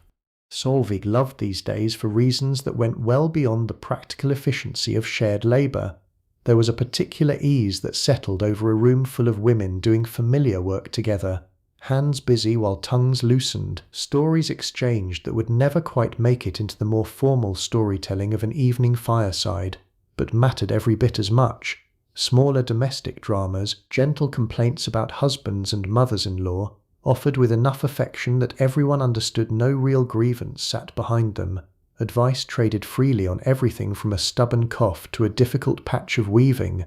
It was during exactly one of these gatherings, several years back, that Solveig had first properly befriended Steinar's cheerful wife, the two of them thrown together at the same wool basket on a rainy afternoon, and finding, within an hour of shared work, that they made each other laugh more easily than either had expected. Friendships here often formed exactly this way, not through any deliberate effort, but through the simple accumulated proximity of shared, repeated labour, women working elbow to elbow through enough seasons that affection grew up naturally in the space where the work itself left room for it. There would be another such gathering soon, once the current wool from this year's shearing had been properly assessed, and Solveig found herself already looking forward to it, to the noise and warmth of a house full of working women, to whatever news would circulate along with the carding paddles, to the particular pleasure of watching Asa, now old enough to properly participate rather than simply play at the edges, take her place among the women for the first time as something closer to an equal. Weather, out here on this exposed stretch of coast, was never simply background noise to daily life, and Solveig had learned, over years of watching her own husband and father-in-law read the sky before any voyage, a considerable amount of practical weather knowledge herself, the kind that had nothing to do with formal study and everything to do with careful, repeated observation passed down the same informal way as her herbal knowledge, a particular colour at sunset, a certain restlessness among the sheep on the hillside, the specific direction and smell of a shifting wind, all of it added up, over enough seasons, into a working forecast more reliable than it had any right to be given, how little of it could be explained in words a stranger might easily follow. She had read exactly these signs herself, this very morning, standing briefly at the door before the day's work properly began, noting the particular grey quality of the cloud cover, the wind's direction, and had felt a small, quiet confidence that whatever weather Ketil's boat encountered on its final approach would not be dangerous, merely uncomfortable, and she had been right, as she usually was, though she took no particular pride in it beyond the simple satisfaction of a skill reliably exercised. This knowledge mattered enormously for reasons well beyond simple comfort. A wrongly read sky could mean the difference between a safe voyage and an actually dangerous one, and while the actual sailing and navigation belonged to Ketil and the other men, the women who waited on shore were rarely as passive about the weather as popular imagination sometimes assumes. Solveig kept her own careful mental record of conditions through the sailing season, compared notes with other women whose husbands and sons were also out on the water, and this shared informal network of observation often proved, in aggregate, more reliable than any single person's individual judgment. There was a particular kind of watching that came with loving someone who went to sea regularly, a habit of glancing toward the water and the sky together, almost without conscious thought, gauging conditions the way you might glance at a clock, and Solveig had performed this small unconscious ritual literally thousands of times across her marriage, most days finding nothing to worry about, some days finding a great deal, and either way, carrying the knowledge quietly, without much comment, the way you carry any skill so thoroughly absorbed it no longer feels like a skill at all. Marriage, in this world, rarely served only the two people directly involved in it, and Solveig had come, over the years, to understand her own union with Ketil as something that had also quietly bound two entire households together in a web of mutual obligation and support that extended well beyond the simple fact of a shared roof and shared children. This was sometimes called, in the old language of the region, peace weaving, the deliberate use of marriage to knit separate families and even separate settlements into something more cooperative than they might otherwise have been, tensions eased and alliances strengthened through exactly the kind of bond her own wedding day had created. She thought about this occasionally when she considered Asa's own future, still some years off, but not so distant that it never crossed her mind, especially on evenings like this one, watching her daughter's small competent hands work steadily at the loom. Whoever Asa eventually married would very likely become, in some small practical way, kin to this entire settlement, another thread woven into the same complicated fabric that already connected Solveig's household to Ketil's, to Thora's farm, to Steinar's smithy, to every other family whose fortunes had become entangled with theirs across a decade and more of shared seasons. There was also the real possibility, not unusual here, that Asa might at some point be fostered for a time with another respected household, a common practice meant to strengthen ties between families and give a child the benefit of a second set of skilled adults invested in her upbringing. It was not something Solveig dwelled on with any real worry. Fostering here was considered an honour rather than a hardship, undertaken between families who trusted each other deeply, and children fostered this way generally remained close to their birth families throughout their lives, gaining, if anything, a wider circle of people who cared for their well-being rather than a narrower one. Solveig did not know yet what shape any of this would eventually take for her own daughter, and she found she did not need to know tonight, watching Asa's careful, steady work at the loom in the low firelight. Whatever the specific path turned out to be, she trusted, with the same quiet confidence she brought to reading a stormy sky, that Asa would meet it capably, the way she met everything, one careful row at a time.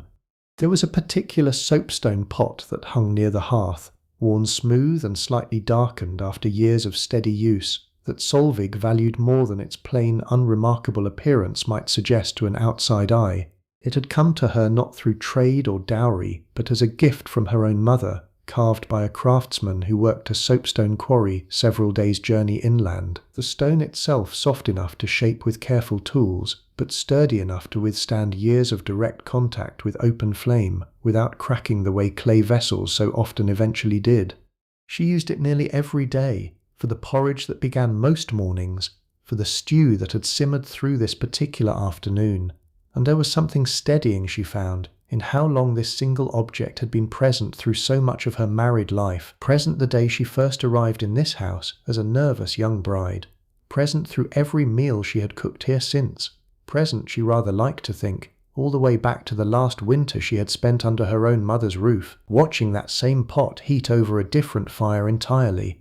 Objects like this carried memory in a way that felt entirely practical rather than sentimental, at least on the surface, and Solveig rarely stopped to examine the feeling directly. But every so often, scraping the last of a meal from its worn interior, she would catch a small unexpected wave of something like tenderness, the accumulated weight of 10,000 ordinary meals cooked in the same worn stone, connecting her, however loosely, to a mother she missed, and a girlhood that felt some days impossibly distant.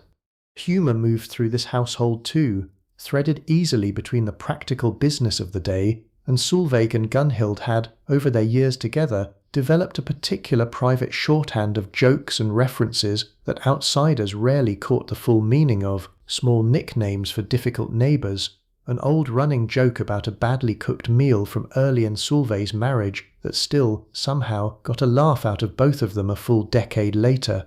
Kettle had his own version of this with his brothers, and Asa and Bjorn were already developing their own private language of jokes and games that Solveig suspected she would spend years slowly decoding, the way every generation's private humour eventually gets decoded, or does not, by the generation that raised them.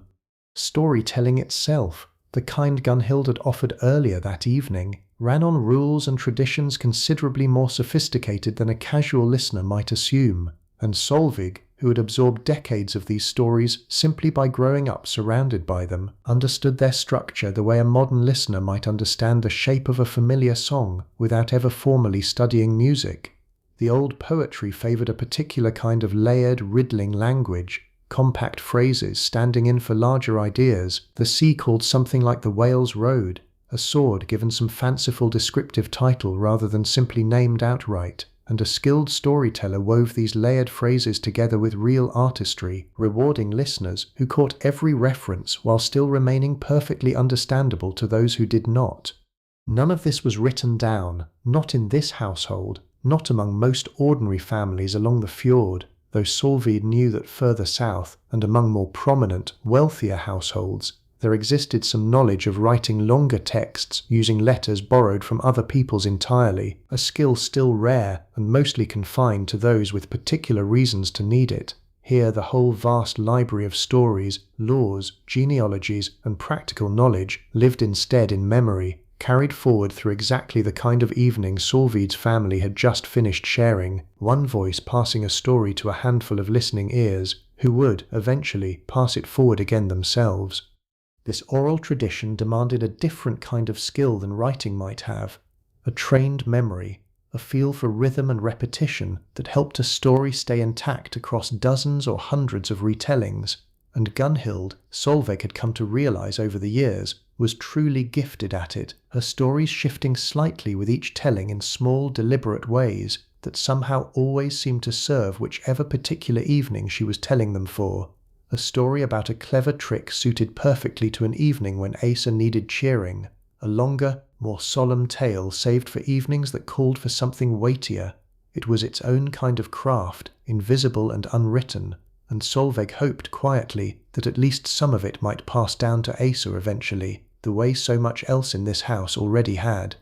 Special occasions here required their own particular kind of preparation, distinct from the steady daily rhythm of ordinary meals, and Solveig thought sometimes, with a kind of fond exhaustion, of the enormous effort that went into properly feeding the settlement's larger shared celebrations. A true feast day meal bore almost no resemblance to the simple porridge and dried fish of an ordinary morning. Meat played a far larger role on these occasions, a pig or sheep slaughtered specifically for the purpose, roasted whole over an open pit that took the better part of a full day to properly prepare. the smell of it carrying across the whole settlement and drawing children from every nearby household toward its source, with an eagerness that needed no formal invitation. Bread on these days was made richer than usual, sometimes sweetened with dried fruit or a precious hoarded measure of honey, and there would be more of the fermented drink than an ordinary evening ever called for, brewed from grain and flavored with whatever herbs or berries the season offered, shared freely among the gathered households in a way that turned even a modest settlement gathering into something that felt, for a few precious hours, genuinely festive. Solveig always found herself doing considerably more work in the days leading up to one of these occasions than she did during it, the actual feast itself passing in a warm, well-earned blur of shared labour, finally paying off. But she never once resented the imbalance. There was a particular satisfaction in watching a full table, a full hall, faces lit by firelight and full bellies, and knowing that her own hands, her own careful planning, had made a real portion of it possible. It was not so different, she sometimes thought, from the quiet satisfaction of watching Asa's weaving grow row by row, effort accumulating slowly into something worth having, worth sharing, worth remembering fondly long after the specific occasion itself had passed into the settlement's collective memory of good nights well spent. The next such gathering, the autumn celebration she had been thinking of earlier tonight, was still weeks away, but already, somewhere in the back of her mind, the planning had quietly begun, the same way it always did, an internal accounting of what needed doing, what could be spared, what the household could proudly contribute to the shared table when the time finally came. That boat that had carried Ketil home that evening was not, Solveig knew well from years of hearing him describe such things, the same kind of vessel that carried men on the longer, more famous voyages the old stories liked to dwell on. His was a nar, broader and deeper than the sleek longships built primarily for speed and raiding, designed instead to carry real cargo across honestly difficult open water, and it was this kind of boat, unglamorous and practical, that actually did the bulk of the work connecting settlements like this one to the wider trading world beyond the fjord.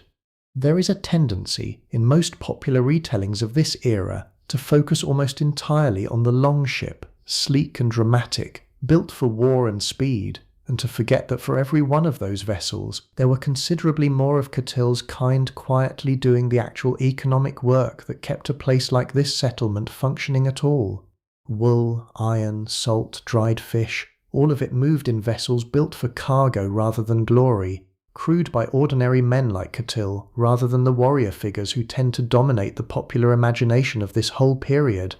Solveig had never sailed on one herself. Women rarely crewed these working vessels directly, though it was not unheard of for a woman of sufficient standing to travel as a passenger on a longer voyage when circumstances required it, and she found herself, some evenings, faintly curious what it might feel like. That particular exposed vulnerability of open water stretching in every direction with nothing beneath you but a few careful layers of overlapping timber and a great deal of trust in the man handling the steering oar. She had asked Ketil about it once, years ago, and he had described it with an odd mixture of practical detail and something almost reverent, the particular quality of light on open water at dawn, the total absorbing focus required to read wind and wave correctly hour after hour, and Solveig had listened, fascinated, understanding that this was a part of her husband's life she would likely only ever know second-hand, however closely she otherwise shared every other part of it. There had been one winter, 5 years back now, considerably harder than most, when an unusually poor harvest the previous autumn had left the whole settlement facing real tight margins through the coldest months, and Solveig thought of it now, drowsily, not with any real distress but with a kind of quiet pride in how the community had actually handled it. Households had pooled resources in ways that went well beyond their usual casual daily exchanges. Grain and dried fish shared more evenly than strict fairness might have technically required, because everyone understood, without needing to discuss it directly, that a settlement where some households starved while others merely tightened their belts was a settlement that would not hold together very long at all. Solveig herself had spent a good portion of that winter helping coordinate exactly this kind of sharing, her own careful accounting skills, honed through years of managing her own household stores, put to use keeping rough track of who had given what, and who might need a little extra help before spring finally arrived. It had not been an easy season by any measure, but it had also, looking back, become one of the periods she found herself remembering with something closer to fondness than dread, precisely because of how thoroughly the whole community had leaned into and supported each other through it. That was the season, in fact, when her friendship with Steiner's wife had truly deepened past casual neighborliness into something closer to real devotion, the two of them working side by side through weeks of careful rationing and shared childcare, while their husbands handled the physically demanding work of stretching the settlement's fuel supply through an especially bitter cold snap. Hardship here, when it came, rarely isolated people the way it sometimes seems to in stories that focus purely on individual struggle. It tended, instead, to pull this particular community more tightly together, each household's survival bound up visibly and immediately with every other household's, in a way that made the eventual return of an ordinary, comfortable spring feel like something the whole settlement had earned collectively, rather than something any single family could claim credit for alone. There is a broader point worth making here, one that I think about often when I sit with stories like Solveig's, and it concerns just how much legal and practical standing women in this particular culture held compared to women in a great many neighbouring societies during roughly this same period. It was not equality in any complete modern sense, and it would be a disservice to Solveig's real, complicated world to pretend otherwise, but the ability to own and inherit property in her own name, to initiate a divorce and reclaim her own dowry, to manage a household's entire economic life with real independent authority, to testify before a public assembly, to remain formally identified through her own father's name rather than absorbed entirely into her husband's identity upon marriage. All of this set women in Solveig's world apart, in real and measurable ways, from many of their counterparts elsewhere on the continent during this same broad historical period.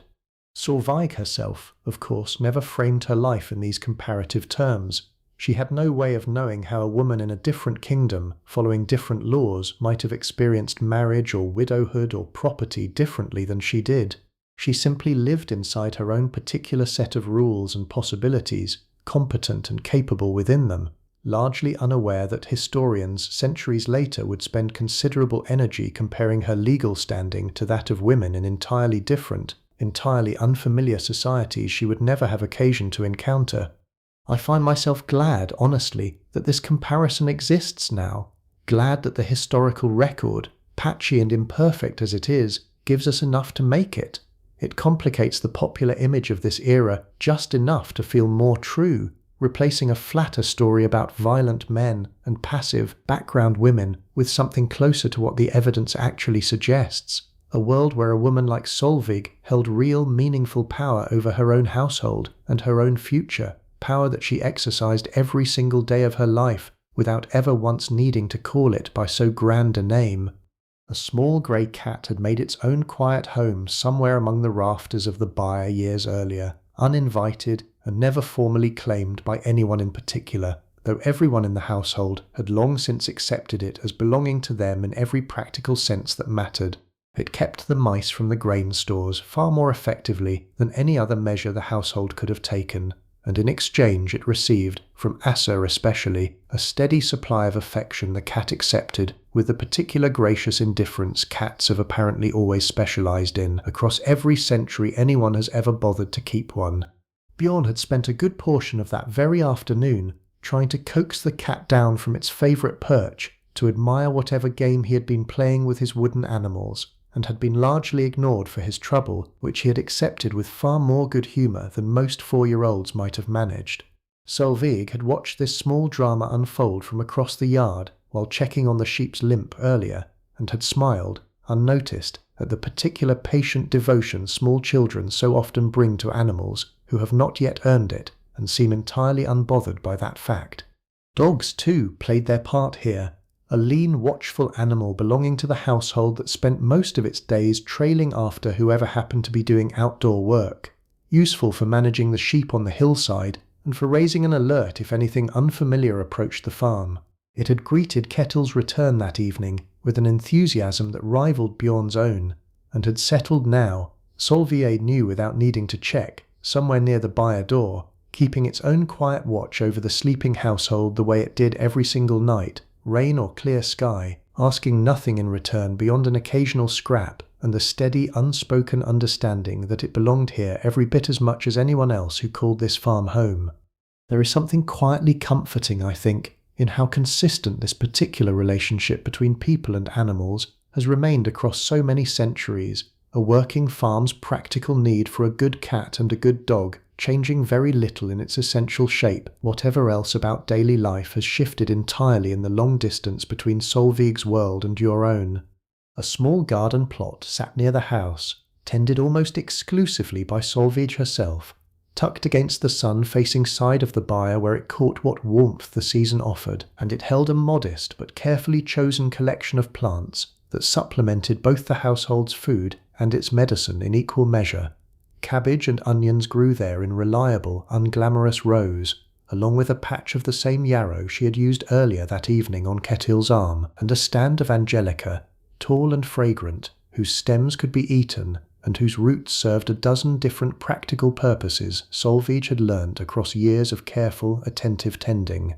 She weeded this small garden most mornings when the season allowed, a task so habitual she rarely thought of it as separate from simply walking past, her hands finding and pulling unwanted growth almost without her full attention needing to be present for it. It was, in its own quiet way, one of the few tasks in her day that belonged entirely to her private preference rather than strict household necessity, and she took a particular satisfaction in it that she rarely extended to her more purely obligatory chores, the pleasure of watching something she had chosen to plant grow steadily under her own careful attention. Gunhild had her own opinions about the garden's arrangement, offered freely and not always welcomed, and the two women had negotiated, over years, a rough truce regarding which corner belonged to Gunhild's preferred herbs, and which remained entirely under Solveig's own direction, a small territorial arrangement that mirrored in miniature the larger negotiated peace the two women had built across their entire shared life under one roof. It worked well enough. It had worked well enough for over a decade now, through arguments large and small, through Solveig's early nervous years as a new bride finding her footing, and through the more settled, confident competence she carried now. And there was something in that longevity itself, in the simple fact of having built something durable and functional between two women who had not chosen each other, that Solveig found herself quietly grateful for on evenings exactly like this one.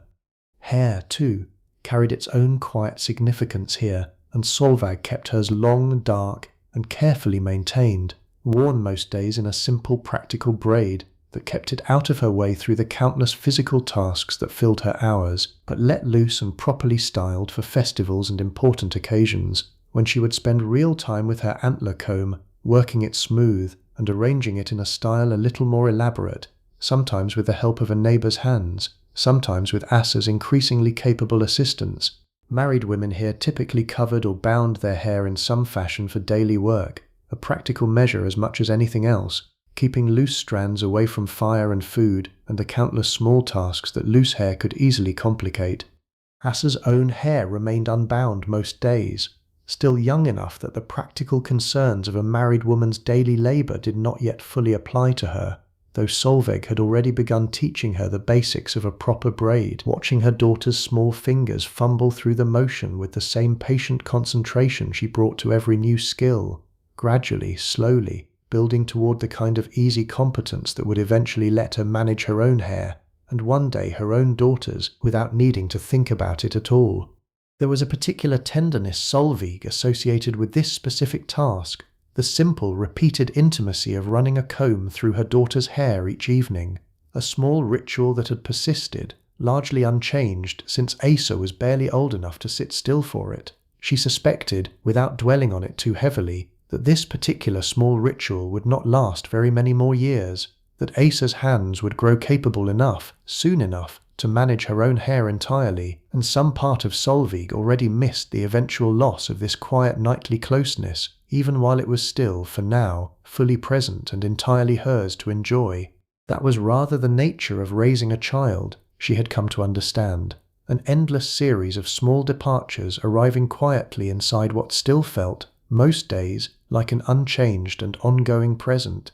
Gift-giving here followed its own careful, largely unspoken set of rules, and Sulva had absorbed them so thoroughly over the years that she rarely thought about them directly anymore, though a stranger to the settlement's customs might have found the whole system considerably more complicated than it appeared on its surface. A gift was never simply a gift. It carried, folded quietly inside its giving, an expectation of eventual return, not necessarily of equal material value, but of comparable weight and thoughtfulness, and a household that consistently received without ever properly reciprocating found its standing among its neighbours quietly, steadily diminished in ways nobody needed to state outright. Kettle's small gift of dye tonight, brought home specifically because Solveig had mentioned wanting it, sat within this same tradition, though between husband and wife the accounting mattered considerably less than it did between separate households. Still, Solveig found herself already turning over, in the back of her mind, what she might offer in return come the autumn gathering, perhaps the finished blue cloth itself, gifted rather than kept, a small private joke between the two of them about a present that had in effect funded its own eventual return. Between separate households, this careful economy of gift and obligation did real important work, holding the whole settlement together, reinforcing alliances, smoothing over old disagreements, ensuring that even families who did not particularly care for each other maintained enough of a functioning relationship to help each other through genuine emergencies when they arose. Solveig had, over the years, given and received a considerable quantity of these carefully weighted gifts, a portion of cheese here, a length of good cord there, a favour remembered and eventually repaid in some entirely different form, months or even years later, and she understood, the way she understood so much else about running this household well, that this constant quiet circulation of obligation and generosity was not some separate social nicety layered on top of daily survival. It was, in its own way, every bit as essential to the settlement's survival as the wool or the grain or the fish that made up its more obviously practical economy. She thought, drifting now somewhere near the true edge of sleep, of a smaller memory from earlier that same summer, an afternoon spent teaching Bjorn how to properly bait a small hook for the shallow water fishing that even the youngest children here were gradually introduced to, his small hands clumsy and impatient at first, utterly convinced that the fish should simply appear the moment his line touched water. She had knelt beside him at the edge of the fjord for the better part of an hour that day, guiding his hands, explaining patiently the particular kind of stillness fishing actually required, a stillness that ran entirely counter to everything about Bjorn's usual restless energy. He had caught nothing that afternoon, not one single fish, and had been thoroughly dramatically outraged about it, in the specific way only a small child can manage, certain the entire endeavour had been some kind of grand betrayal. Sylvig had laughed, gently, and promised him that even Catil, skilled as he was, had known plenty of afternoons that ended exactly the same way, and Bjorn had eventually accepted this consolation, though not without a fair amount of continued muttering about the unfairness of fish in general. There was something in that particular memory Solveig found herself returning to now with real fondness, the simple, unremarkable pleasure of teaching a child something you yourself had once been taught the same patient way, watching frustration slowly give way to the first flickers of real competence, knowing that somewhere down the line, months or years from now, Bjorn would finally catch his own first fish and would likely remember, at least for a while, this exact frustrating afternoon that had come before it. Competence rarely arrived all at once, in her experience, for children or for adults. It accumulated instead, slowly, through exactly this kind of patient, repeated failure and gentle correction, until one day, almost without anyone quite noticing the transition, it had simply become part of who a person was. The night outside had settled fully now into its deepest, stillest hours, and if you had been standing on the hillside above the settlement, looking down at the scattered roof lines against the dark water of the fjord, you would have seen almost nothing to mark the difference between Solveig's household and any of the dozen others sharing this same stretch of coast, each one holding its own small quiet world of sleeping people, banked fires, and animals settled into their own nighttime rhythms in byres, built along the same practical lines as this one. Somewhere further along the shore, a boat shifted gently against its mooring, the same low knocking rhythm Solveig herself had grown so accustomed to that she truly no longer noticed it, except in these particular quiet hours when everything else had gone still enough to let smaller sounds surface. An owl called once from the direction of the birch woods above the hayfields, and was not answered. The wind, light and steady, moved through the thatch and turf of the roof, with a sound less like anything sharp or worrying, and more like a long, slow exhale, the whole house seeming to breathe along with the people sleeping inside it. This is the hour, I think, when a place like this reveals something true about itself that the busier daylight hours rarely have room to show. All the effort, all the careful labour that had filled Solveig's day from the first grey hour at the hearth to this last settled darkness existed for exactly this, for a house standing warm and secure against the cold, for children sleeping soundly, for a husband home safely from dangerous water, for a whole small interconnected community resting easily because enough hands, across enough years, had done enough careful work to make that rest possible. Nothing about it was effortless, nothing about it happened by accident, and yet here it was, ordinary and unremarked, exactly the way the very best kind of security so often is, invisible until you stop to actually look for it. Somewhere in the deepest part of her sleep, Solveig's mind returned, briefly and without any real urgency, to the shape of tomorrow, the smoking rack still waiting, the dye packet still unopened, the wool still uncarded, the whole familiar list already assembling itself for the moment she woke, the way it assembled itself every single morning of her life, endless in its particulars, and yet, underneath all that particularity, entirely steady, entirely known. There was comfort in that steadiness. She had come to understand across 12 years of exactly this same rhythm, a kind of comfort that had nothing to do with excitement or novelty, and everything to do with the deep, settled reassurance of a life whose shape she trusted completely, built with her own 2 hands, day after day after day. Bjorn shifted in his sleep and settled again, his hand finding its familiar grip on Asa's blanket without either of them waking. Gunhild's breathing, steady behind its curtain, continued its own slow, unbroken rhythm. Ketil's arm remained heavy and warm around Solveig's shoulders, exactly where it had settled hours earlier, and outside, the fjord continued its ancient, patient conversation with the shore, a sound that had been there long before this house was built, and would, presumably, continue long after every person sleeping inside it had gone the way of Ketil's own father, folded quietly into the settlement's long memory, the way every life here eventually was.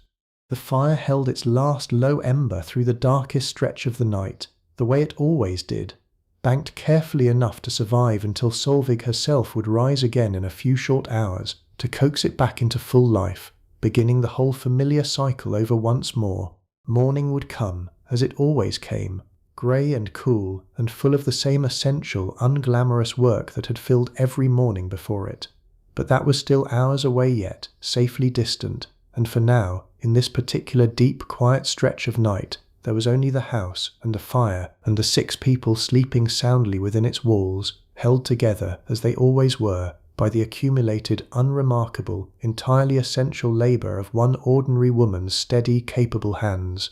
Her dreams that night, if you could have followed them, would not have taken her anywhere very far from the life she already knew, because that had always been the particular shape of Solveig's dreaming, less an escape from her waking hours than a kind of gentle, loosened continuation of them. She dreamed, in fragments, of the spring path down to the water, of the particular cold of that water against her hands, of Asa's hands growing steadily more sure at the loom until the cloth stretching out before her in the dream had become something impossibly fine, patterned in the exact deep blue she had been chasing for over a year, finished at last, whole and complete and catching light the way she had always imagined it might. She dreamed too, briefly, of her mother's farm to the north, the particular bend in the river she had thought of earlier that same afternoon, and in the dream her sister was there beside her, both of them younger, laughing at some joke neither of them, waking, could ever properly remember, the way dreams so often hold on to feeling far more faithfully than they hold on to detail. There was no real narrative to any of it, no clear beginning or ending, just a loose, warm drift from one familiar image to the next, her whole ordinary life reassembling itself gently in her sleeping mind the way it reassembled itself every single morning in her waking one. Kittil, beside her, dreamed of open water, she suspected, though she would never know for certain, watching sometimes the small unconscious movements of his hands, even in deep sleep, fingers twitching faintly in a rhythm that might have been, she liked to imagine, the last echo of a steering oar held steady through difficult wind. She had asked him once, years ago, what he dreamed of after a long voyage, and he had laughed and said mostly nothing he could properly remember, mostly just the water itself, on, patient and endless, the same water that carried him away from this house, and every single time so far had carried him safely back to it again. There is something I find worth sitting with in these last quiet minutes of the story, about how little of what actually filled Solveig's life would ever make its way into any grand telling of this era.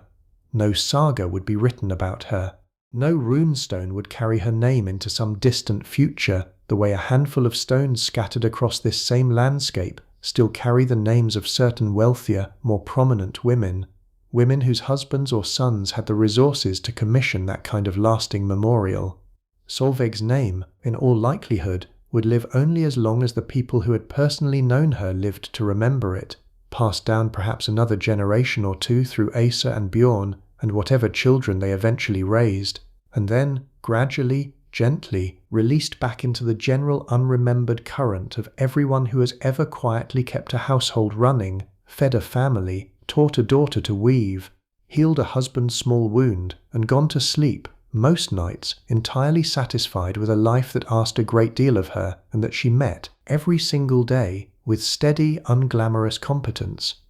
I do not think this troubled her particularly. I do not think she spent much time at all wondering whether her name would last. She had a house to run, a husband to love, 2 children to raise, a mother-in-law to negotiate a lifelong peace with, a community to belong to, a whole rich, demanding, deeply full life that filled every one of her waking hours and, judging by tonight's dreams, a fair number of her sleeping ones as well. That fullness was its own kind of permanence, I think. Whatever the historical record eventually chose or failed to preserve of it, she was here. She mattered enormously to the small circle of people whose lives depended on hers, and on countless nights very much like this one, across a marriage that had already lasted 12 years, and would in all likelihood last a good many more, she closed her eyes exactly this way, tired and warm and entirely, quietly content, and let the whole familiar weight of her ordinary life carry her gently, steadily, all the way through until morning. Far off, past the edge of the settlement, past the last dark shape of the hills that closed the fjord in on both sides, the sky had not yet begun its true turn toward morning, but somewhere beneath the horizon, invisible still, the earth kept its own patient rhythm regardless, moving steadily, as it always did, toward another dawn.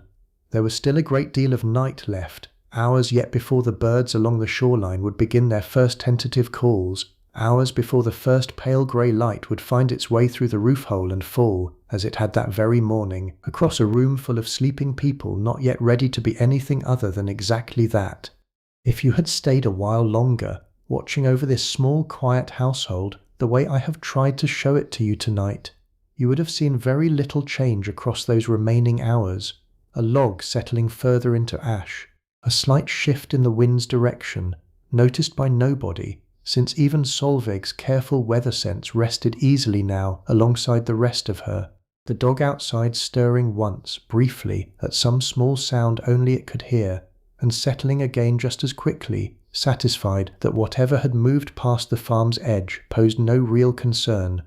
This is, I think, the true shape of most lives, in any century, in any place, not the dramatic turning points that make it into stories, though those happen too, here and there, scattered across a lifetime's longer stretch of ordinary days. Mostly it is this: fires tended, bread made, children raised, small kindnesses exchanged with neighbours, a husband welcomed home, a day's work completed and a night's rest earned, over and over, season after season, year after year, until the whole accumulated weight of all those ordinary days adds up, quietly and without any single dramatic moment marking the transformation into an entire life well and fully lived. Elsewhere along the fjord, in the dozen or so other households scattered across this same hillside, the night carried on in almost identical fashion, each one holding its own small variation on exactly what Solveig's house held now. In Thora's farmhouse, a little further down the path, the widow slept alone in the bed she had once shared with a husband long lost to the sea, her two grown sons settled in their own quarters nearby, the whole household running smoothly under her own steady, independent hand. Proof enough, if proof were ever needed, that a woman here could build a full and capable life on her own terms when circumstance required exactly that. In the Smithy household, Steiner's cheerful wife slept soundly beside her husband, their own daughter, Asar's closest companion, curled nearby in a room that smelled faintly, always, of the forge's banked coals rather than the sea salt and wood smoke that scented Solveig's own home. Further along, in the chieftain's larger hall, Oswald himself slept under a roof only slightly grander than any other in the settlement, his own authority resting, as it always had, more on fairness and steady judgment than on any real difference in comfort or luxury. The whole settlement, in other words, breathed together through these deep night hours, a dozen small variations on the same essential rhythm, each household's particular joys and particular griefs folded quietly into sleep alongside everyone else's, none of it especially remarkable on its own, and all of it, taken together, forming the whole rich, interconnected fabric of a genuine community, the kind that does not announce itself with any grand gesture but simply exists, night after night, in exactly this steady, unremarked way, each small fire a quiet point of warmth, scattered across a dark and ancient landscape that had in its own patient time watched over countless such nights long before this particular one, and would, presumably, go on watching over countless more long after every person sleeping beneath these particular roofs had been gathered gently into the same long, unremembered current that carries every ordinary life eventually, and asks, in the end, only that it was lived well while it lasted. Even in sleep, Solveig's hand rested loosely near the small ring of keys she had set within easy reach before lying down, an old habit she had never quite managed to break, some part of her always faintly aware of exactly where they sat, even when the rest of her had long since surrendered to unconsciousness. It was a small, almost unconscious gesture, and yet it captured something true about the whole shape of her life, this instinct to keep her authority, her responsibility, close at hand even in the hours when nothing at all required her attention, a woman so thoroughly identified with the running of her household that even rest did not fully separate her from it. Her breathing had settled, by now, into the same slow, even rhythm as everyone else sleeping around her, 6 people breathing together beneath one turf roof in a pattern so steady it might almost have passed, to an outside observer, for a single collective presence rather than 6 separate individual lives. The fire's last coals held their faint warmth, the keys sat quiet and close, the cloth on the loom waited, unfinished but honestly begun, for tomorrow's steady hands to return to it, and outside the whole dark, patient world of fjord and hillside and open northern sky continued exactly as it always had, exactly as it would continue long after this particular night had folded itself, gently and without any fuss at all, into the enormous, unremembered store of every other ordinary night that had ever quietly, faithfully done its simple work of carrying tired people safely through until morning. There is nothing more dramatic than this waiting to happen tonight in Solveig's house. No twist, no crisis, no sudden turn the story needs you to stay awake for. Just a family, sleeping soundly, warm and fed and cared for, exactly the way countless families have slept soundly on countless ordinary nights across every version of human history that has ever existed. This one no more or less remarkable than any other, and precisely because of that, worth every bit as much quiet honor as the more famous stories usually reserve only for kings and warriors and the handful of names history happened to remember. The furs beneath and around her had come from the household's own animals across several different years, sheepskin mostly, thick and warm, softened by years of use into something considerably more comfortable than its rough original texture might have suggested, layered over a woven woolen underlayer that kept the worst of the packed earth floor's chill from ever quite reaching the sleepers above it. There was a particular weight to a good winter fur, substantial without being stifling, and Solvig had, over years of practice, learnt exactly how to arrange her own bedding for maximum warmth without ever feeling trapped beneath it, a small domestic skill so thoroughly absorbed she no longer thought of it as a skill at all. Kettle's own furs, layered close against hers, carried the same familiar smell they always did after a day's hard work, wool and skin, and the particular clean warmth of a body settling into real rest, and Solveig had long ago stopped being able to imagine falling asleep any other way, without that specific weight and warmth beside her, without the small unconscious adjustments two bodies make toward each other across a shared night, finding, gradually, without either person needing to think about it, the exact comfortable configuration that worked best for both of them.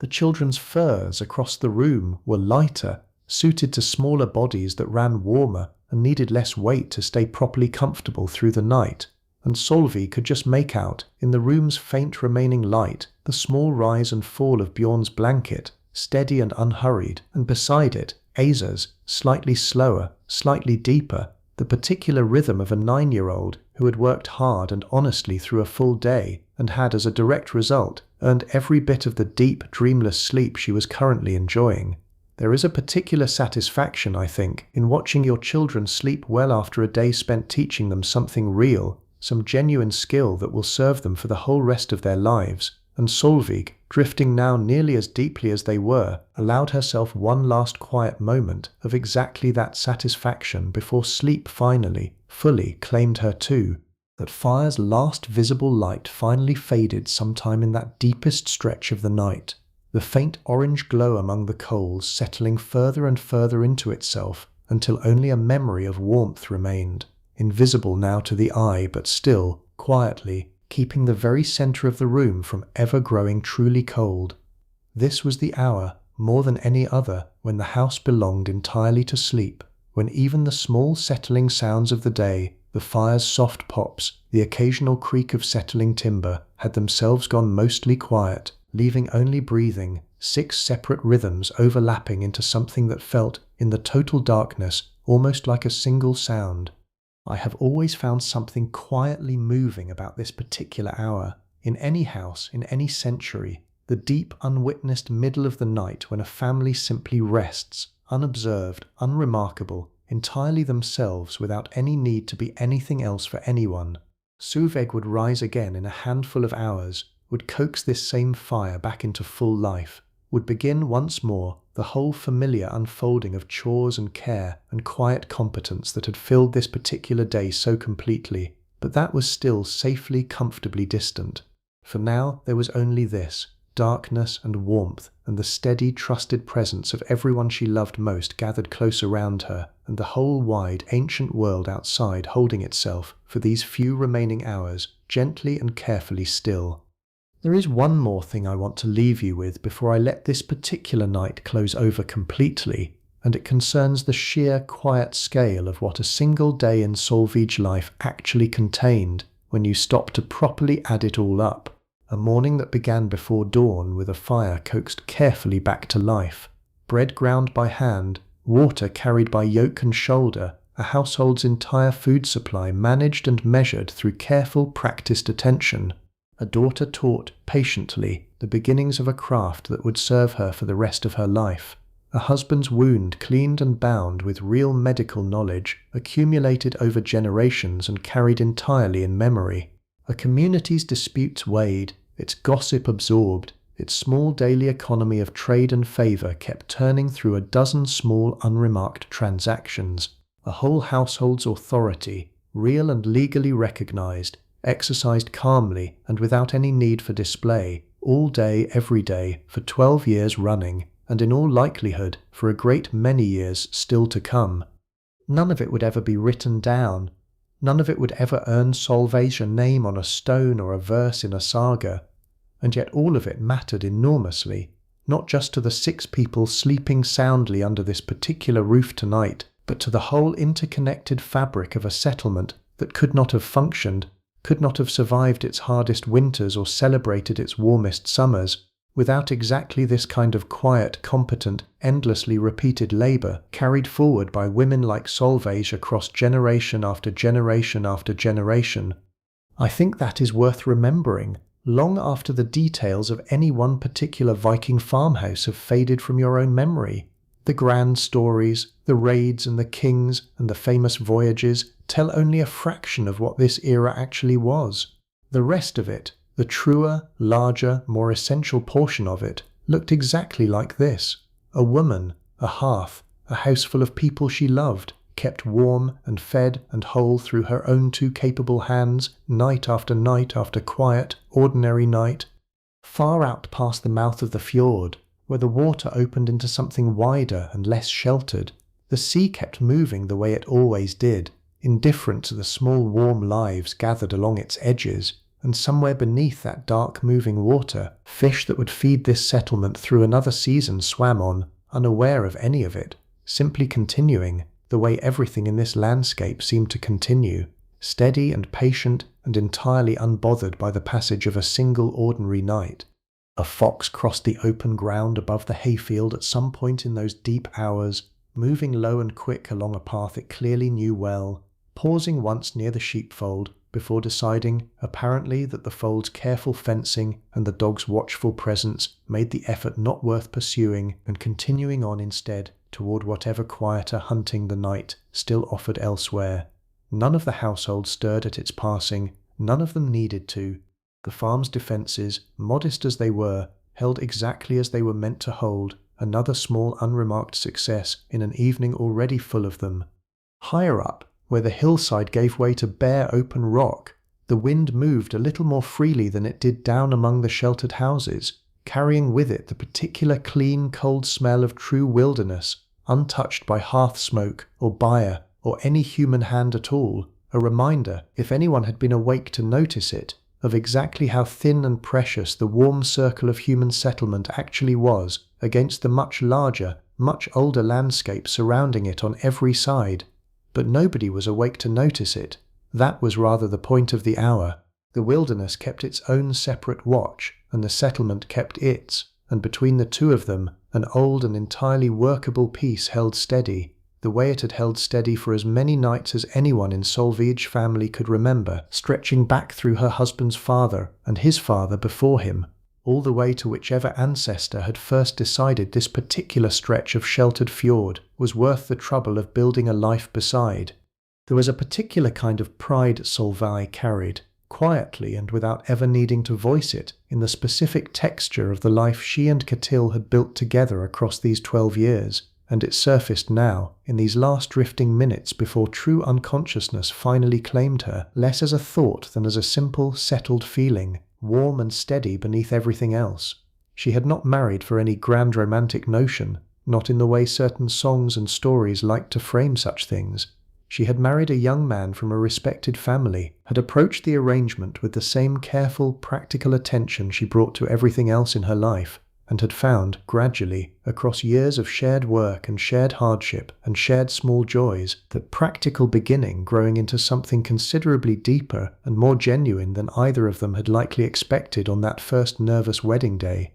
This too felt worth naming honestly, because I think we sometimes assume that love, real and lasting, only counts if it arrives first and fast, a single overwhelming moment, rather than something built, patiently, brick by brick, season by season, out of 1,000 smaller acts of care and reliability. Solveig loved her husband. She had come to know this with total certainty somewhere across the accumulated weight of a decade and more spent beside him, through difficult winters and easy summers, through one son's boundless energy and one daughter's careful, steady growth, through every small crisis and quiet triumph a working farm could produce. It was not a love that announced itself often, not in words, not directly. It lived instead in exactly the kind of evening they had just shared, in a length of dye brought home because she had asked for it, in a wound properly bandaged, in a shoulder found unconsciously in the dark, in a whole life built together so thoroughly that neither of them could any longer easily picture where one of them ended and the shared, common life between them properly began.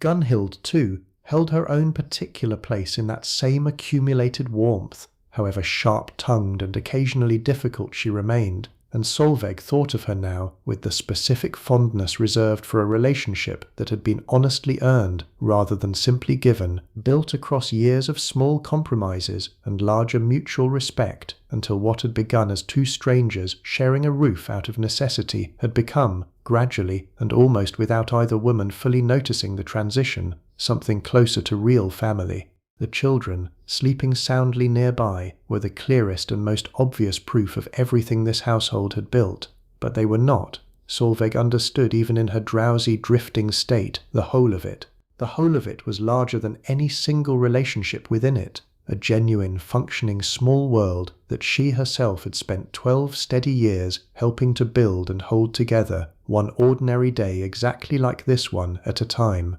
If you could have asked her, in some impossible way, what she thought her life amounted to, I doubt Solveig would have had a ready answer. She was not given to that kind of sweeping self-assessment, too busy, most days, with the next task and the one after it, to spend much time weighing the larger shape of things. But I have spent a good while now sitting with her, imagining my way carefully through this one particular day of hers, and I find myself wanting to answer the question on her behalf, gently, the way you might finish a thought for someone too tired or too modest to finish it themselves.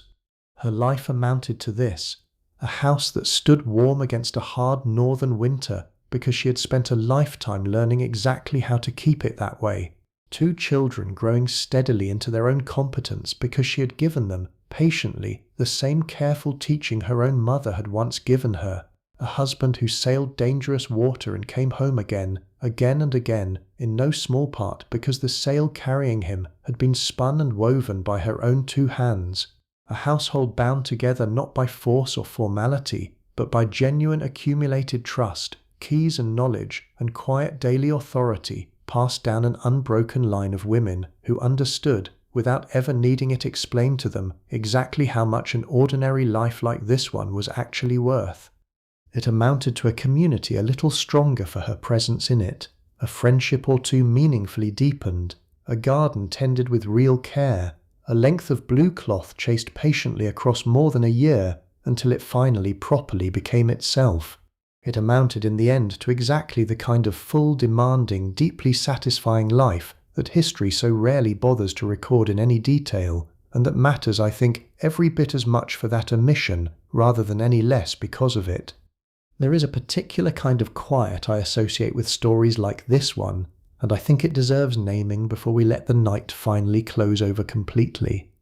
It is not the quiet of nothing happening. A great deal happened today, if you were paying proper attention, more than most single days in most modern lives ever ask of us. It is instead the quiet of everything happening exactly as it should, each task meeting its proper hands, each relationship tended with the particular steady care it required, each small crisis, a torn arm, a limping sheep, a homesick afternoon, met calmly and resolved, without ever once threatening to overwhelm the deeper, steadier rhythm underneath it all. That is, I think, the real gift a life like Solveig's has to offer someone listening from this greater distance, across all these centuries between her world and yours. Not adventure, not drama. Something quieter and, in its own way, considerably more useful. A demonstration of exactly how much genuine richness an ordinary day can hold, if you have built, patiently and over years, a life sturdy enough to hold it.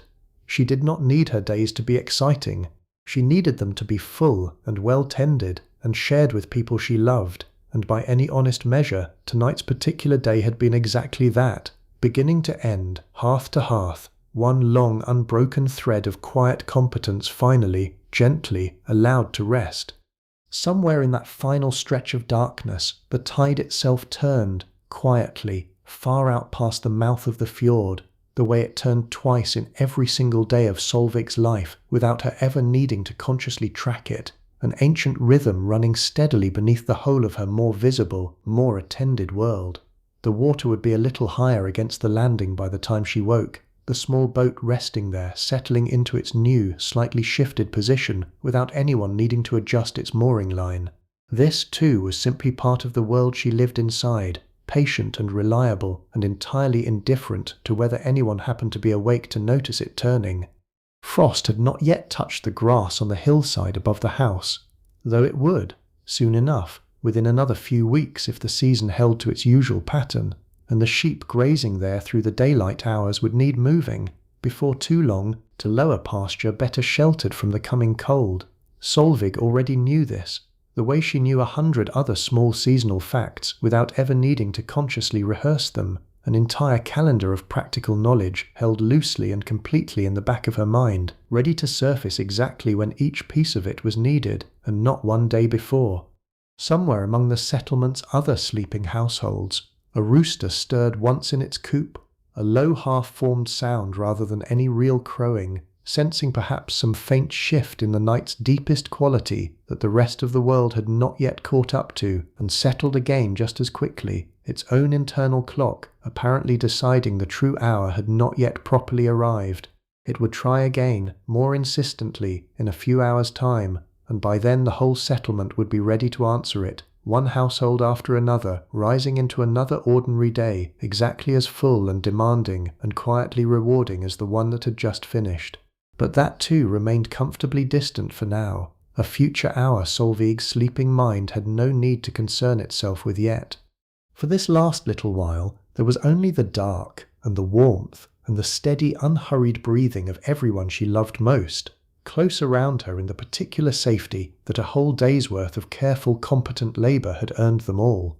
Even the loom stood patient in the dark corner where Asa had left it, its unfinished rows waiting without complaint for morning's steady hands to return to them, the way every unfinished task in this house waited, trusting completely that it would be attended to in its proper turn, neither rushed nor neglected, simply held, gently, in the enormous, capable patience of a household that had long since learned exactly how to carry everything it needed to carry without ever once dropping the thread. The smoking rack behind the byre waited too. Tomorrow's task already settled quietly into its proper place in the coming day's shape, and the garden waited, and the sheep on the hillside waited, and every other small, patient piece of this household's life waited alongside them, none of it going anywhere, none of it needing anything more from Solveig tonight than the simple trust that she would return to it, capable and rested, exactly as she always had. Even Bjorn's small carved horse, left forgotten on the floor near the fire when sleep had finally overtaken him earlier that evening, sat quietly in the dark, exactly where he had left it, waiting for a small hand to find it again in the morning and send it once more on its imaginary crossing, patient in its own small wooden way, the way everything in this house seemed to be tonight, patient and steady and entirely unhurried toward whatever came next.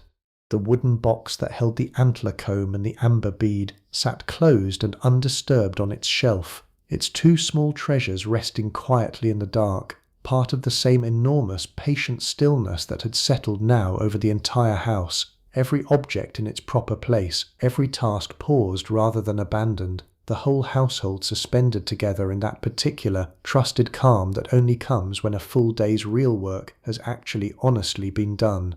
And somewhere in the very last deepest reach of that long night, right at the edge of where the sky would eventually begin, hours from now, its first pale suggestion of grey, Solveig slept on, undisturbed, her whole ordinary essential life gathered close and safe around her, waiting, patient as the tide, for morning to come find her exactly the way it always did. The keys stayed close, the fire held its last quiet warmth, the wind settled, the tide turned, and the whole small world of this one particular household drew its next slow breath together in the dark, unhurried, unwatched, entirely its own. Somewhere beneath it all, the ordinary essential rhythm of a life well tended carried steadily on, the way it always had, the way it would again tomorrow, and the day after that, and every ordinary day still waiting patiently ahead. And the house, full and whole and entirely at peace, kept its own gentle watch over everyone inside it until the world was ready, once again, to begin.